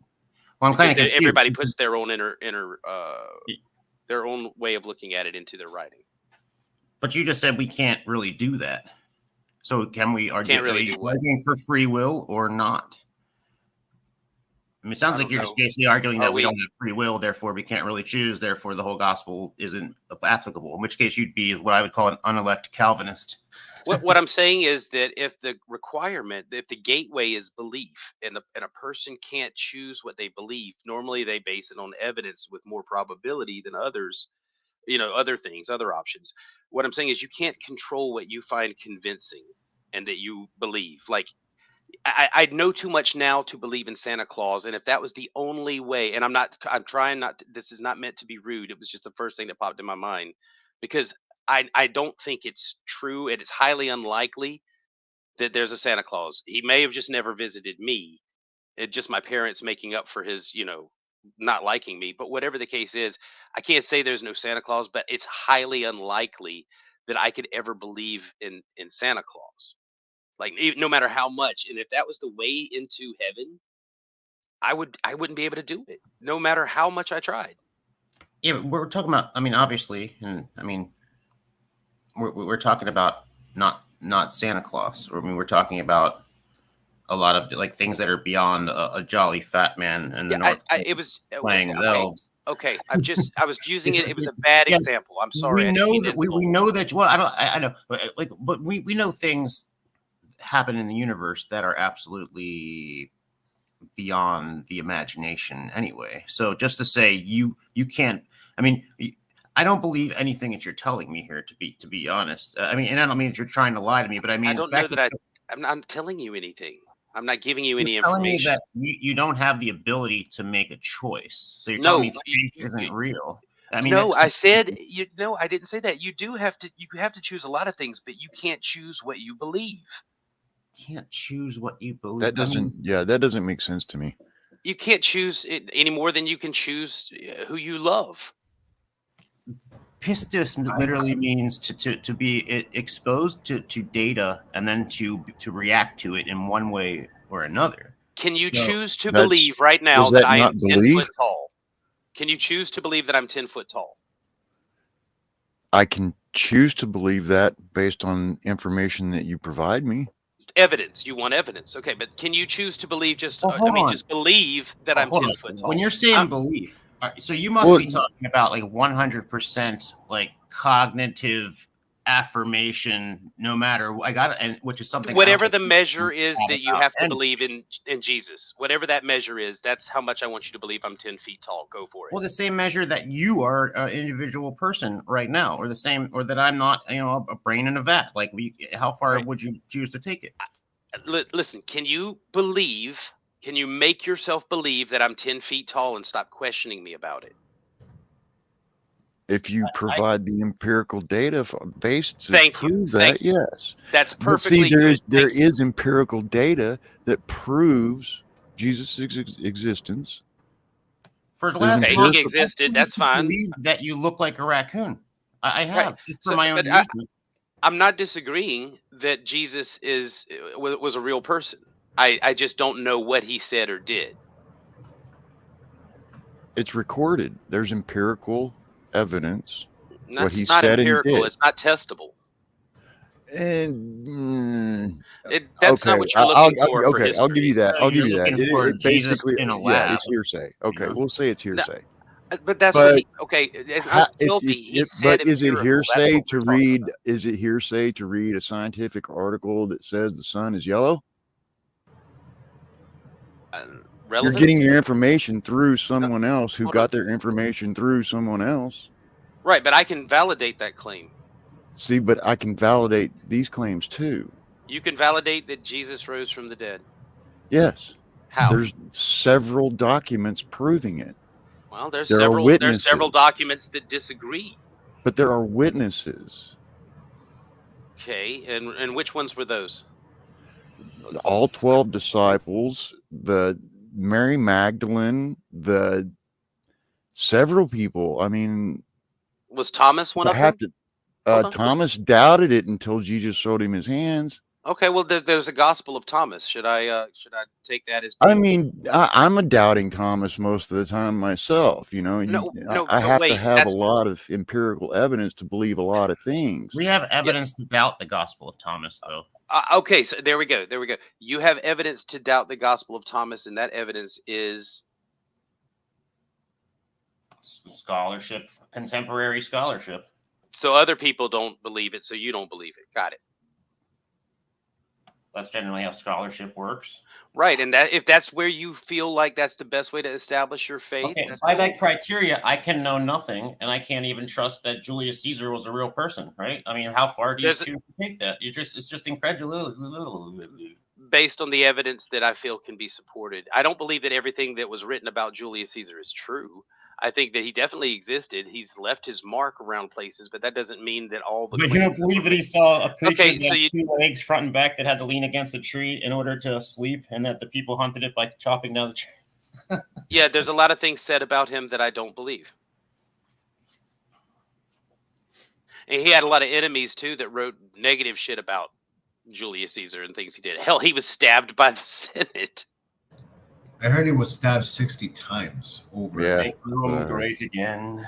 And that was predicted too, if you believe the tale. So I mean, they deified him in lots of places, and then he was a tyrant in other places. Again, it really depends on what narrative survives history to how you what information comes. Oh, don't make me go off on some Rome.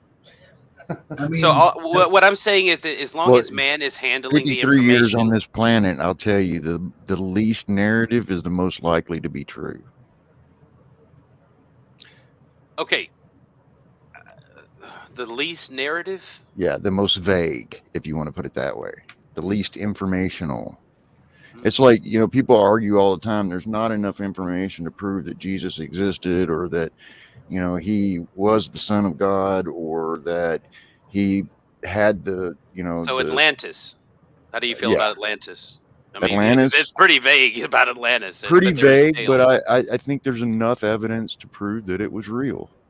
What? But we don't know much about it. What? Now Yeah. hold But on. we don't know much about it. All we But know is what, he's consistent. Aristotle, Socrates, and that's a few others consistent. that wrote about Can I it. take a second to applaud you for that? But is even they consistent. didn't know much about it, because they were writing about it, 100 to 300 years after the fact. At least you're open. I get that. That's cool. You're willing to say that like these tales came from somewhere and were inspired You can thank my by grandmother something. for that. She was a scientist. Well, bless her heart, and she's done a good job, because you are consistent in where you've been like. But she's through this resting whole with thing. Jesus now. But thank you. Amen. Amen. I would say, hold on, Kelvy, where were you at earlier on this? Because like, do you not think that he's being consistent? You were saying something and we kept talking over you, and that was my being rude. But do you not see where he's being consistent about Atlantis?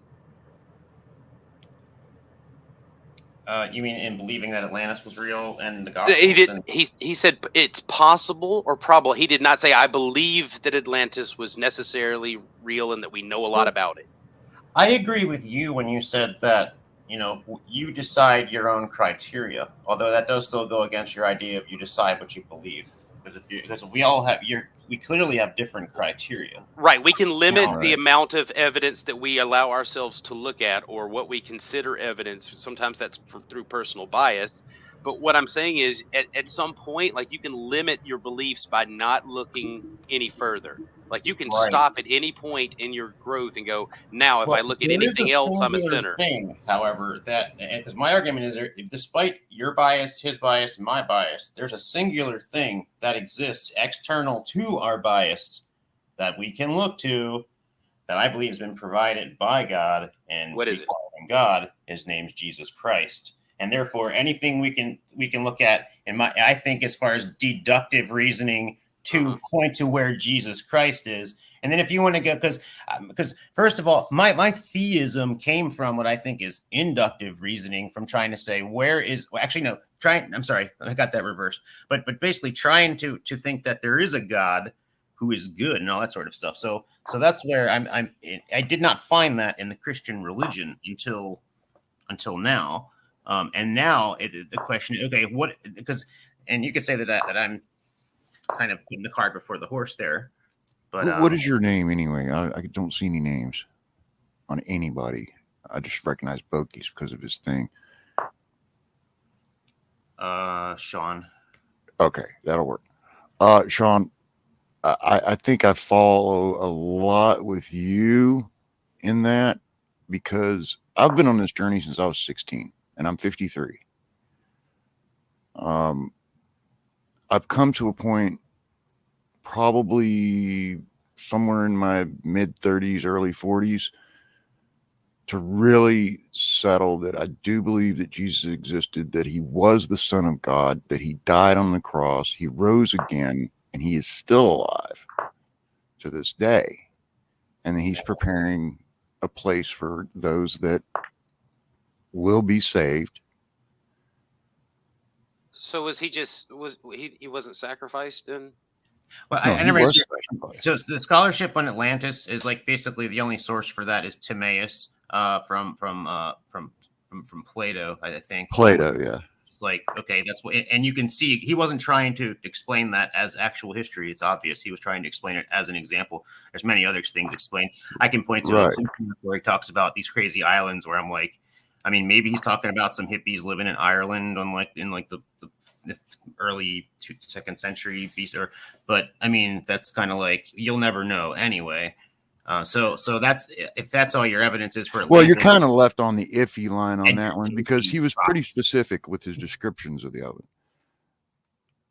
Well, and I always hated the idea pointing to like, But they were secondhand descriptions. I'll give you that. Do you know about the Minoan civilization and Santorini and all that Very kind of little, stuff? but yes.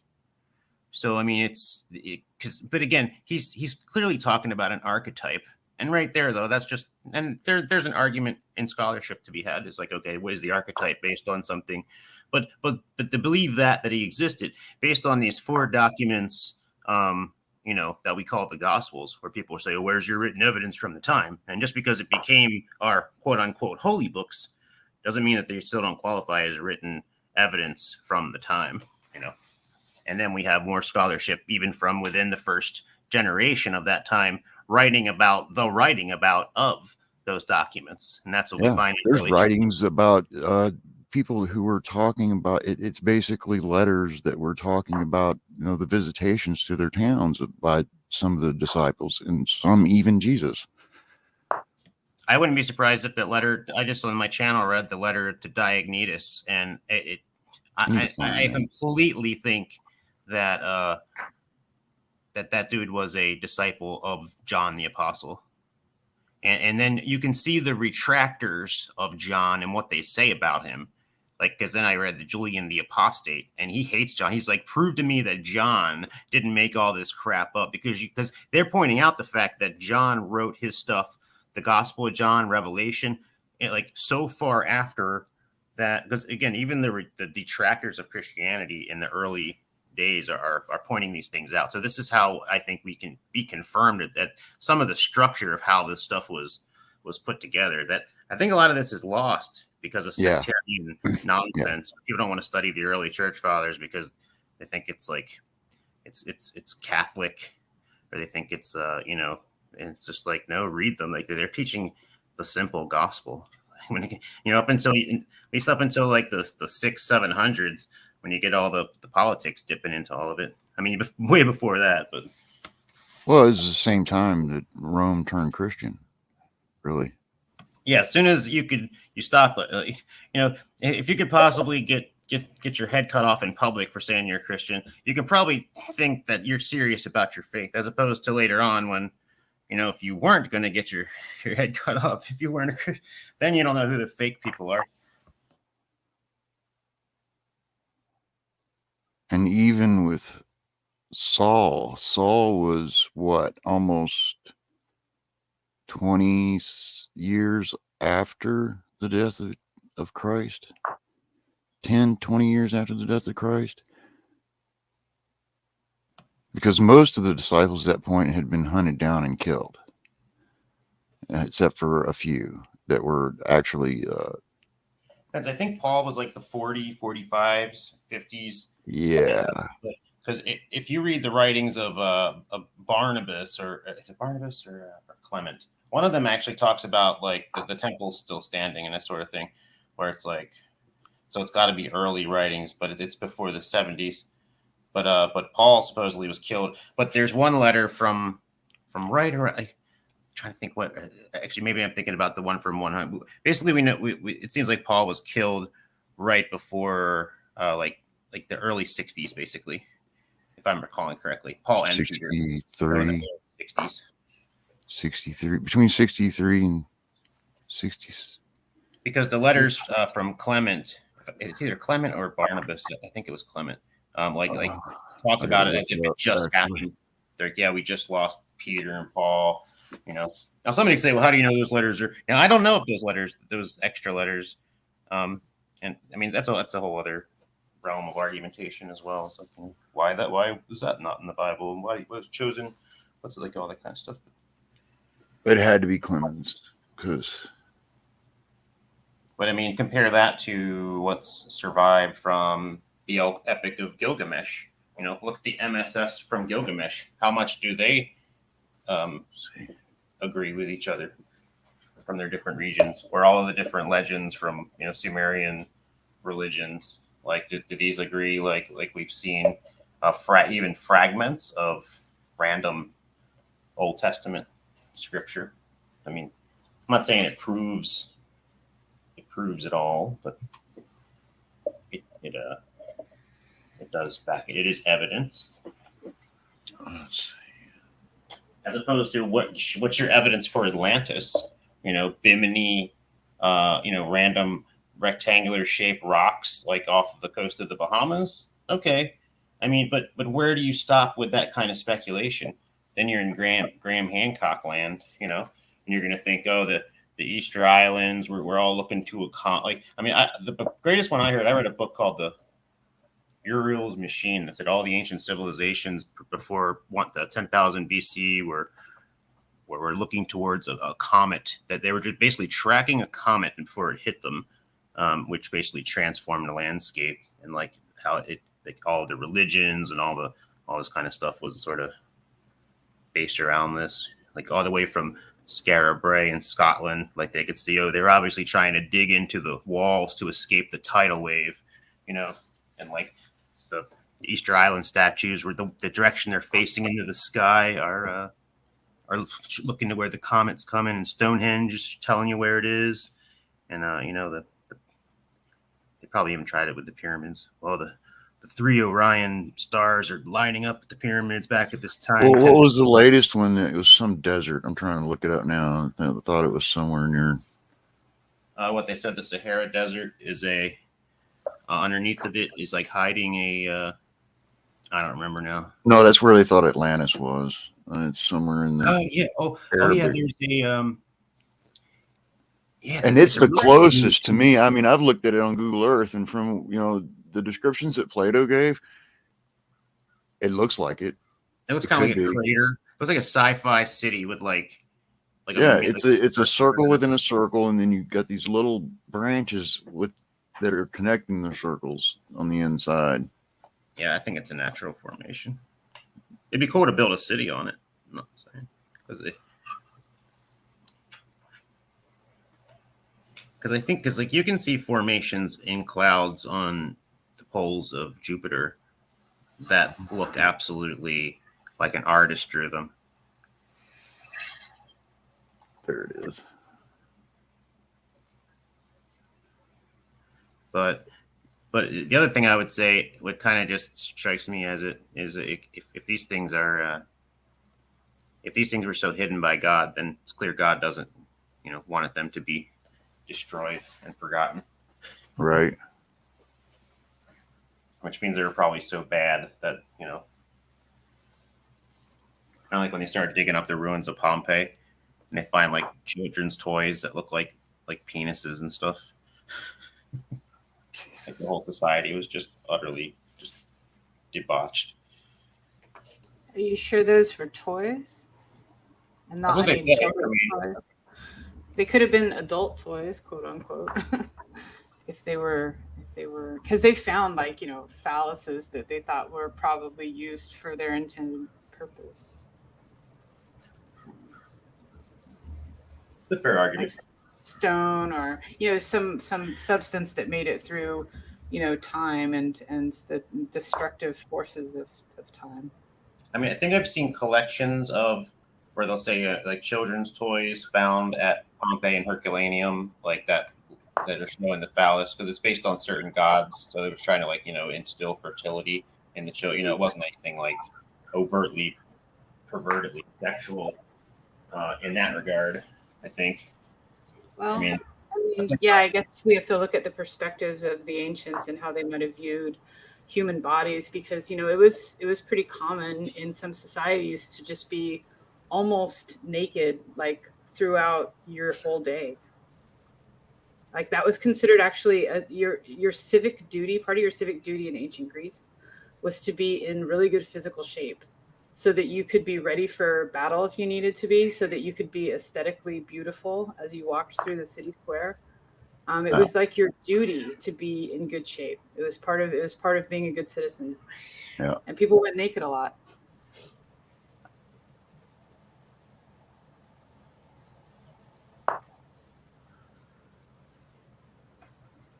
She's not wrong. Glad for that.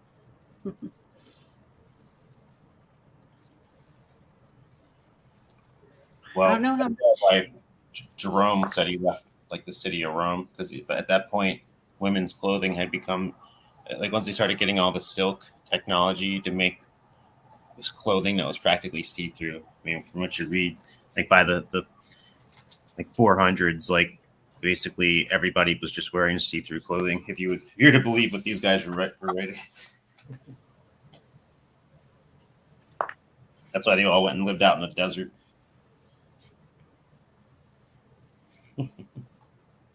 Bunch of prudes, right? I want to see a bunch of. If you're wondering that I'm still around, don't worry. I'm just. You can't see Okay. the. Can't I see remembered. I remembered where it's at now. It was Mauritania, the Uadane.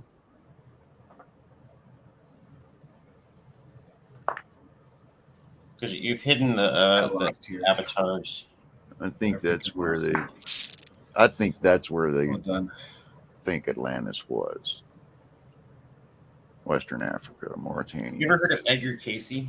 She just went for a queen. Or Who? something. Edgar Casey. Yeah, C-A-I. I've heard, I know the name. Yeah. They called him the sleeping prophet. He claimed to be the reincarnation of Ra-Ta, the high priest of Atlantis, who led a colony of. Okay. Yeah. Yeah. Now it's coming together. Yeah. And it Claims to talk to entities.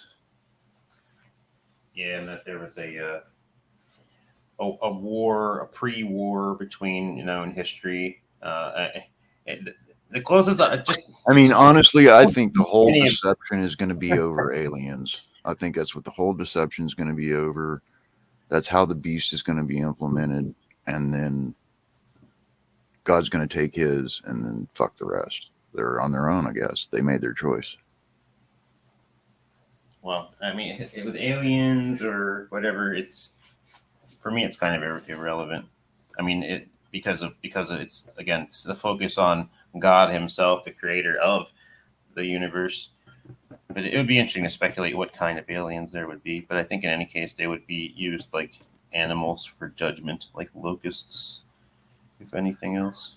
Right. I think they're just beings like angels and cherubim, maybe. It could be. I mean, if there's an ultimate deception that God is allowing these beings, It would explain the interdimensional stuff, you know. or I mean, whatever. I mean, that's not wait. without. Allowing these beings as though. Yeah, did they create themselves or something? well, no. I think the ones that I think it's a mix because God does send angels to help people. I mean, Well, so they're angels. No, well, there are angels, that will but there are also devils and demons because they're fallen angels, and they have been given dominion over the earth. Mm-hmm. So, but what does that have to do with the aliens? I think that's what is being confused as aliens. All right, so God is allowing. I think them that angels and demons are what is confused for angels and demons.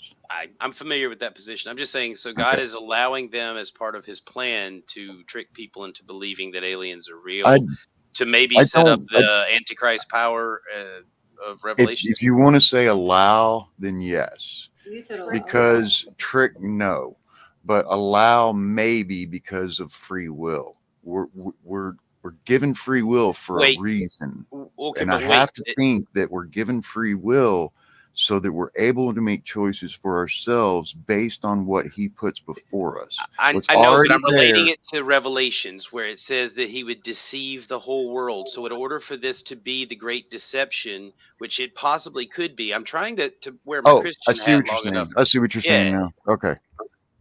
I'm sorry. I apologize. So this could be the big deception to set up the one world government under this leader, this Antichrist power or system, because I've heard it both ways. Mm-hmm.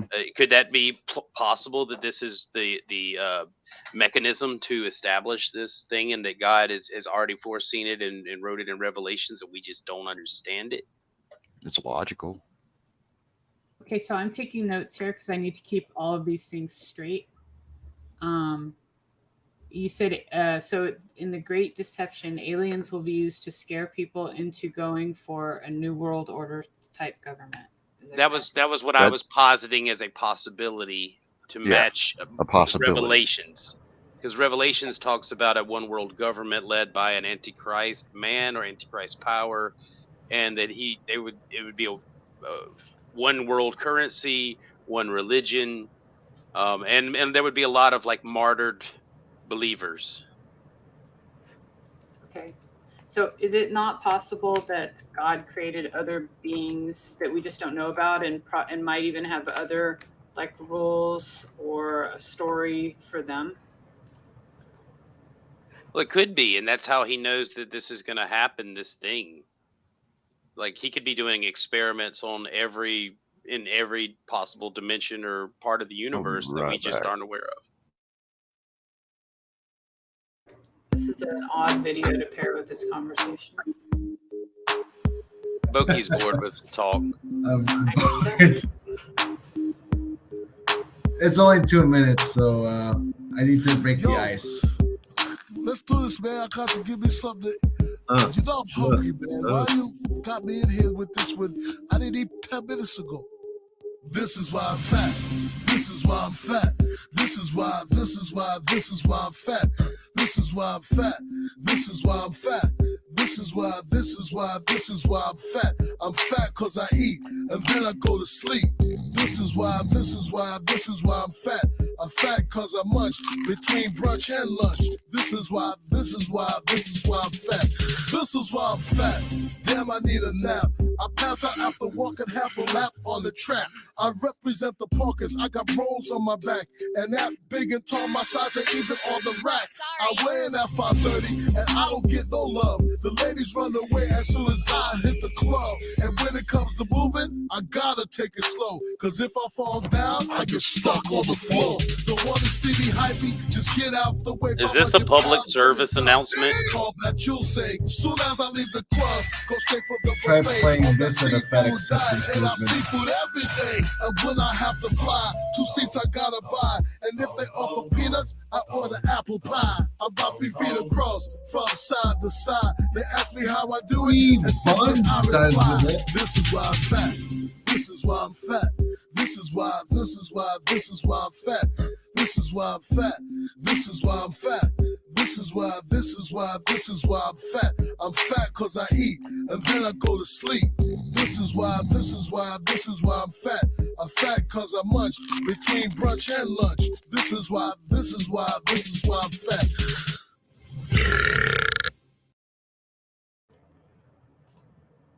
And that was a This had to be That a was a public pub- service announcement about that was all a the public wrong service things to do. announcement. Just try playing that at a fat acceptance movement. They'll get you somewhere. But that is true fat acceptance. Like, dude's owning his shit and saying, I'm fat and this is what I do. He doesn't give here. a crap if he's fat. Literally, he's just eating it away. Like, dude. That's fat acceptance at like its most honest. I think that should be exactly what they're shooting for. Well, I gotta tell you right now. To be fair, I've been wanting the incredible looking body, but if I want to be able to eat some more, I gotta run my fat ass. So there's Yeah, but that guy doesn't have that option. He had trouble going down the hallway. Mm-hmm. He had to do is put the freaking soda and the chips and the snacks down, and he'd probably shed 100 of those pounds. Yeah, and all of the junk food and all. He would drop like 100 pounds in his first 6 months. Now I just want pizza. This is why I'm fat. I'm fat because I eat and then I go to sleep. This is why I'm fat. I'm fat because I munch between brunch and lunch. This is why I'm fat. You know the whole song, don't you? Well, the thing is that was the only song that kept me sane the first time I got into the encoder office. And I gotta tell you, man, the line is just giraffe. Like, it's long, dude. And not even my speed with the keyboards could ever outrun the number of people there. Because everybody's got to go to work and they need their health cards. And apparently, amongst the whole office, I'm the fastest one right there. And so, yeah, if you were wondering why I type so fast, it's because that's why I type so fast. So if there's any girl out there who's asking me to show me what I could do with my fingers, I'll tell you, within 30 seconds, I can issue you your health card. No doubt about it.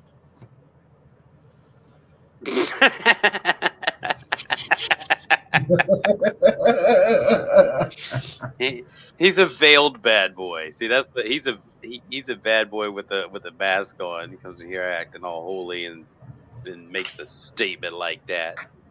But his female viewership just increased tenfold, so that was good. Yeah, this is like the most views I got from a video. And where are my manners? Hello, Space Cadet. How are you doing? I hope I hope you like what I played. Well, anyway, so you guys can continue in your discussion. I'm just gonna keep meandering around what I can find. All right, here. cool. So back to aliens and revelations. Like, cause I got all kinds of time for that discussion. Who wants in? You guys can unmute yourselves now. I'm done spurging around here. Spurgin.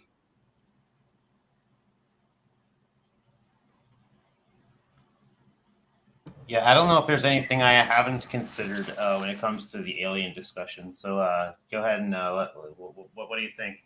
Well, have you considered that the aliens have actually been doing all this to set up some sort of it's like a triple cross, right? I don't know.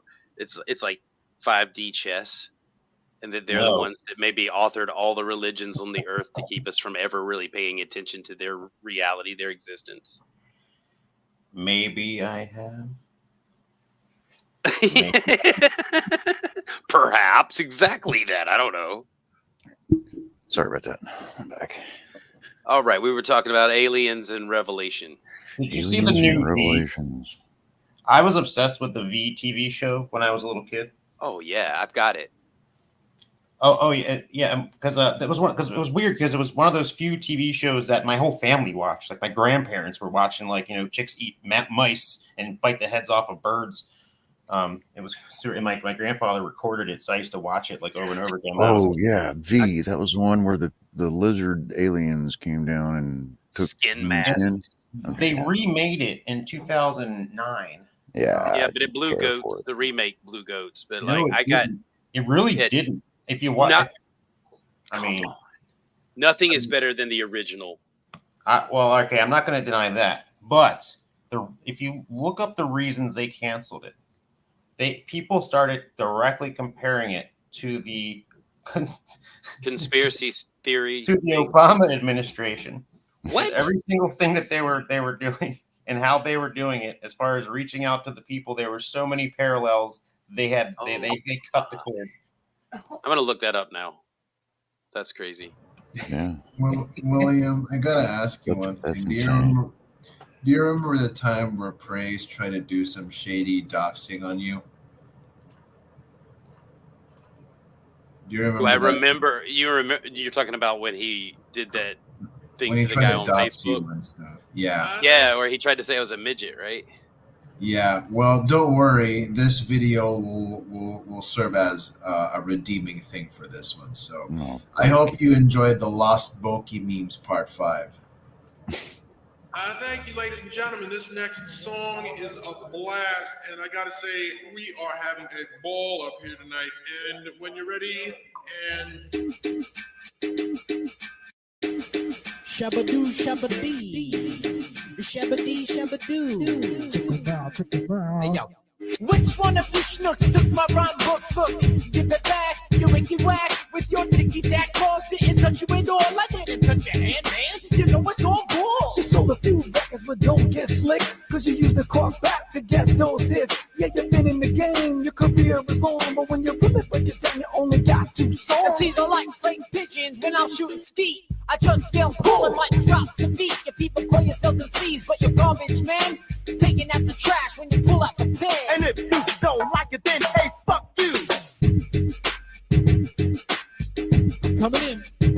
Now, I read about you up on page 6. They was trashing your ass, it said you're getting this. Now talk about your face, now don't get pissed, but I suggest you see your dermatologist. I keep the hot sauce hot, not mild and weak. It's gonna burn your mouth until you wet your beak. I got billions and billions of rhymes to flex, cause I got more rhymes than Carl Sagan's gonna put on there. Rhymes are fake like a Canal Street watch. You're hearing me and you're like, my God, it's Sasquatch. but I'm walking on water while you're stepping in shit. So put your sewer boots on before your ass gets lit. And if you don't like it, then hey, fuck you. So put a quarter in your ass cause you played yourself. So put a quarter in your ass cause you played yourself. So put a quarter in your ass cause you played yourself. So put a quarter in your ass cause you played yourself. And if you don't like it, then hey, fuck you. Sucker MCs, it's me, they're presenting. In the animal kingdom, they call it presenting with the dipsy doodle, the kick-a-boodle. The truth is brutal, your grandma's cuckoo. Kings County is my stomping ground. The Abbey Square Mall, Brooklyn, downtown. So don't ask me to wine and dine ya. I'm from Brooklyn, you're from Regina. You're like Foghorn Leghorn, Yosemite Sam. You just yelling wild and wonder who I am. Or with those lies you're telling you like Toucan Sam. My style's impeccable like a Hoover Dam. And if you don't like it, then hey, fuck you. And if you don't like it, then hey, fuck you. Wow, what a loser. Way to not stir the pot. Good job, Bogey. Good job. If I anyone take it wants, this is this Christian house cleaning? You guys are taking out the trash? Is that what's going on? well, that's what we do, man. We don't allow. We're really big on the judge not lest ye be judged trope. The law is a mirror, and your criteria is also. So don't forget that. It can be applied to you too. You can be the police. I'm the vindicator. Well, let me ask you a question. That was impressive, and I did enjoy it, especially the music and all. But how does that vindicate me, and from what? Well, like in what way? I'm trying to Like I think the only person that really got hurt with what praise did in my situation was praise. Well, tell you what, man. Like it vindicates you in the sense that if he's gonna tell you that you're just this horrible person and you're just trying to diminish the work of God, I tell you, he's basically also the same guy that attempted to dox you and assumed that you were some kind of midget. So, Hey, I made a Christian music video when I decided to disfellowship from somebody, and you should play that in the chat. It's only like 40. It's only like it's less than a minute long, but it's like Christian music video I ever made. Really, Kelvin, you're a pretty talented guy. This is exciting. Oh, it's not my music. Oh well. Okay. And if you don't like it, then AF. Well, I'm sorry. I appreciate your compliment. There it is. Well, are you gonna play it, William Oki, Freeman? or you're just not gonna play it? All right, cool. Well, all I'm saying is that William Freeman, if praise doesn't like you, then if you don't like it, then AF you. That's how you get vindicated from that one. Tried to pull some really shady stuff. Yeah. Tried to pull shady stuff on you, but he's the same guy. I mean, days before, he said that you were just trying to lie and diminish the work of God, yet he's the same guy that's trying to dox you. So who's really diminishing the work? Well, no, he couldn't have. He can also look at what's happened to me as confirmation that he was right about me all along, because I left the faith in the way of his thinking. I never believed, and he called me on it. There you go. That's not how you keep people in the faith. Yeah, right. But again, go ahead. Go ahead. No, remember he said you were like a deceiver. Yes. You know, you were never like you were just deceiving people. Like, and he made it almost like sound like you were just doing it on purpose for your own amusement or something. Well, isn't that his MO though? He always accuses people of being purposefully the way they are. I actually made a response towards him, and he's like, all he could do is make a caricature of my argument. Like I literally. I mean, if I'm wrong, I apologize, but I don't think I am. I literally made a long comment during my lunch break. I literally gave credence to that one, and what do I get? Caricature after caricature after caricature. That's what he gives me. You are aware of what's called a straw man, right? I am very aware. Okay, because it sounds like exactly what he's doing when you say caricature of your argument. You know, it's like a twisted, not accurate like argument that you kind of never made, and then he tears it apart and is a dick about it. Exactly. Hey, you're one of them, you say. You're my friend, but you're one of them. Tell me that I'm wrong. Try to say me, you're a song. You are one of them. My Lord, you're one of them, you say.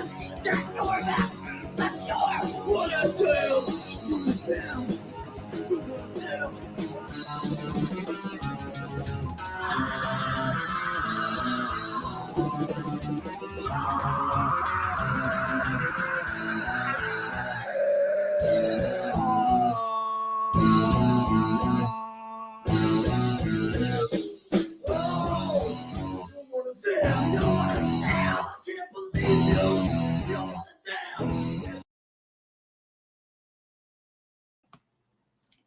That was it. Simple to the point. Nice. Wow, Any Kelby. guesses on who that was directed to?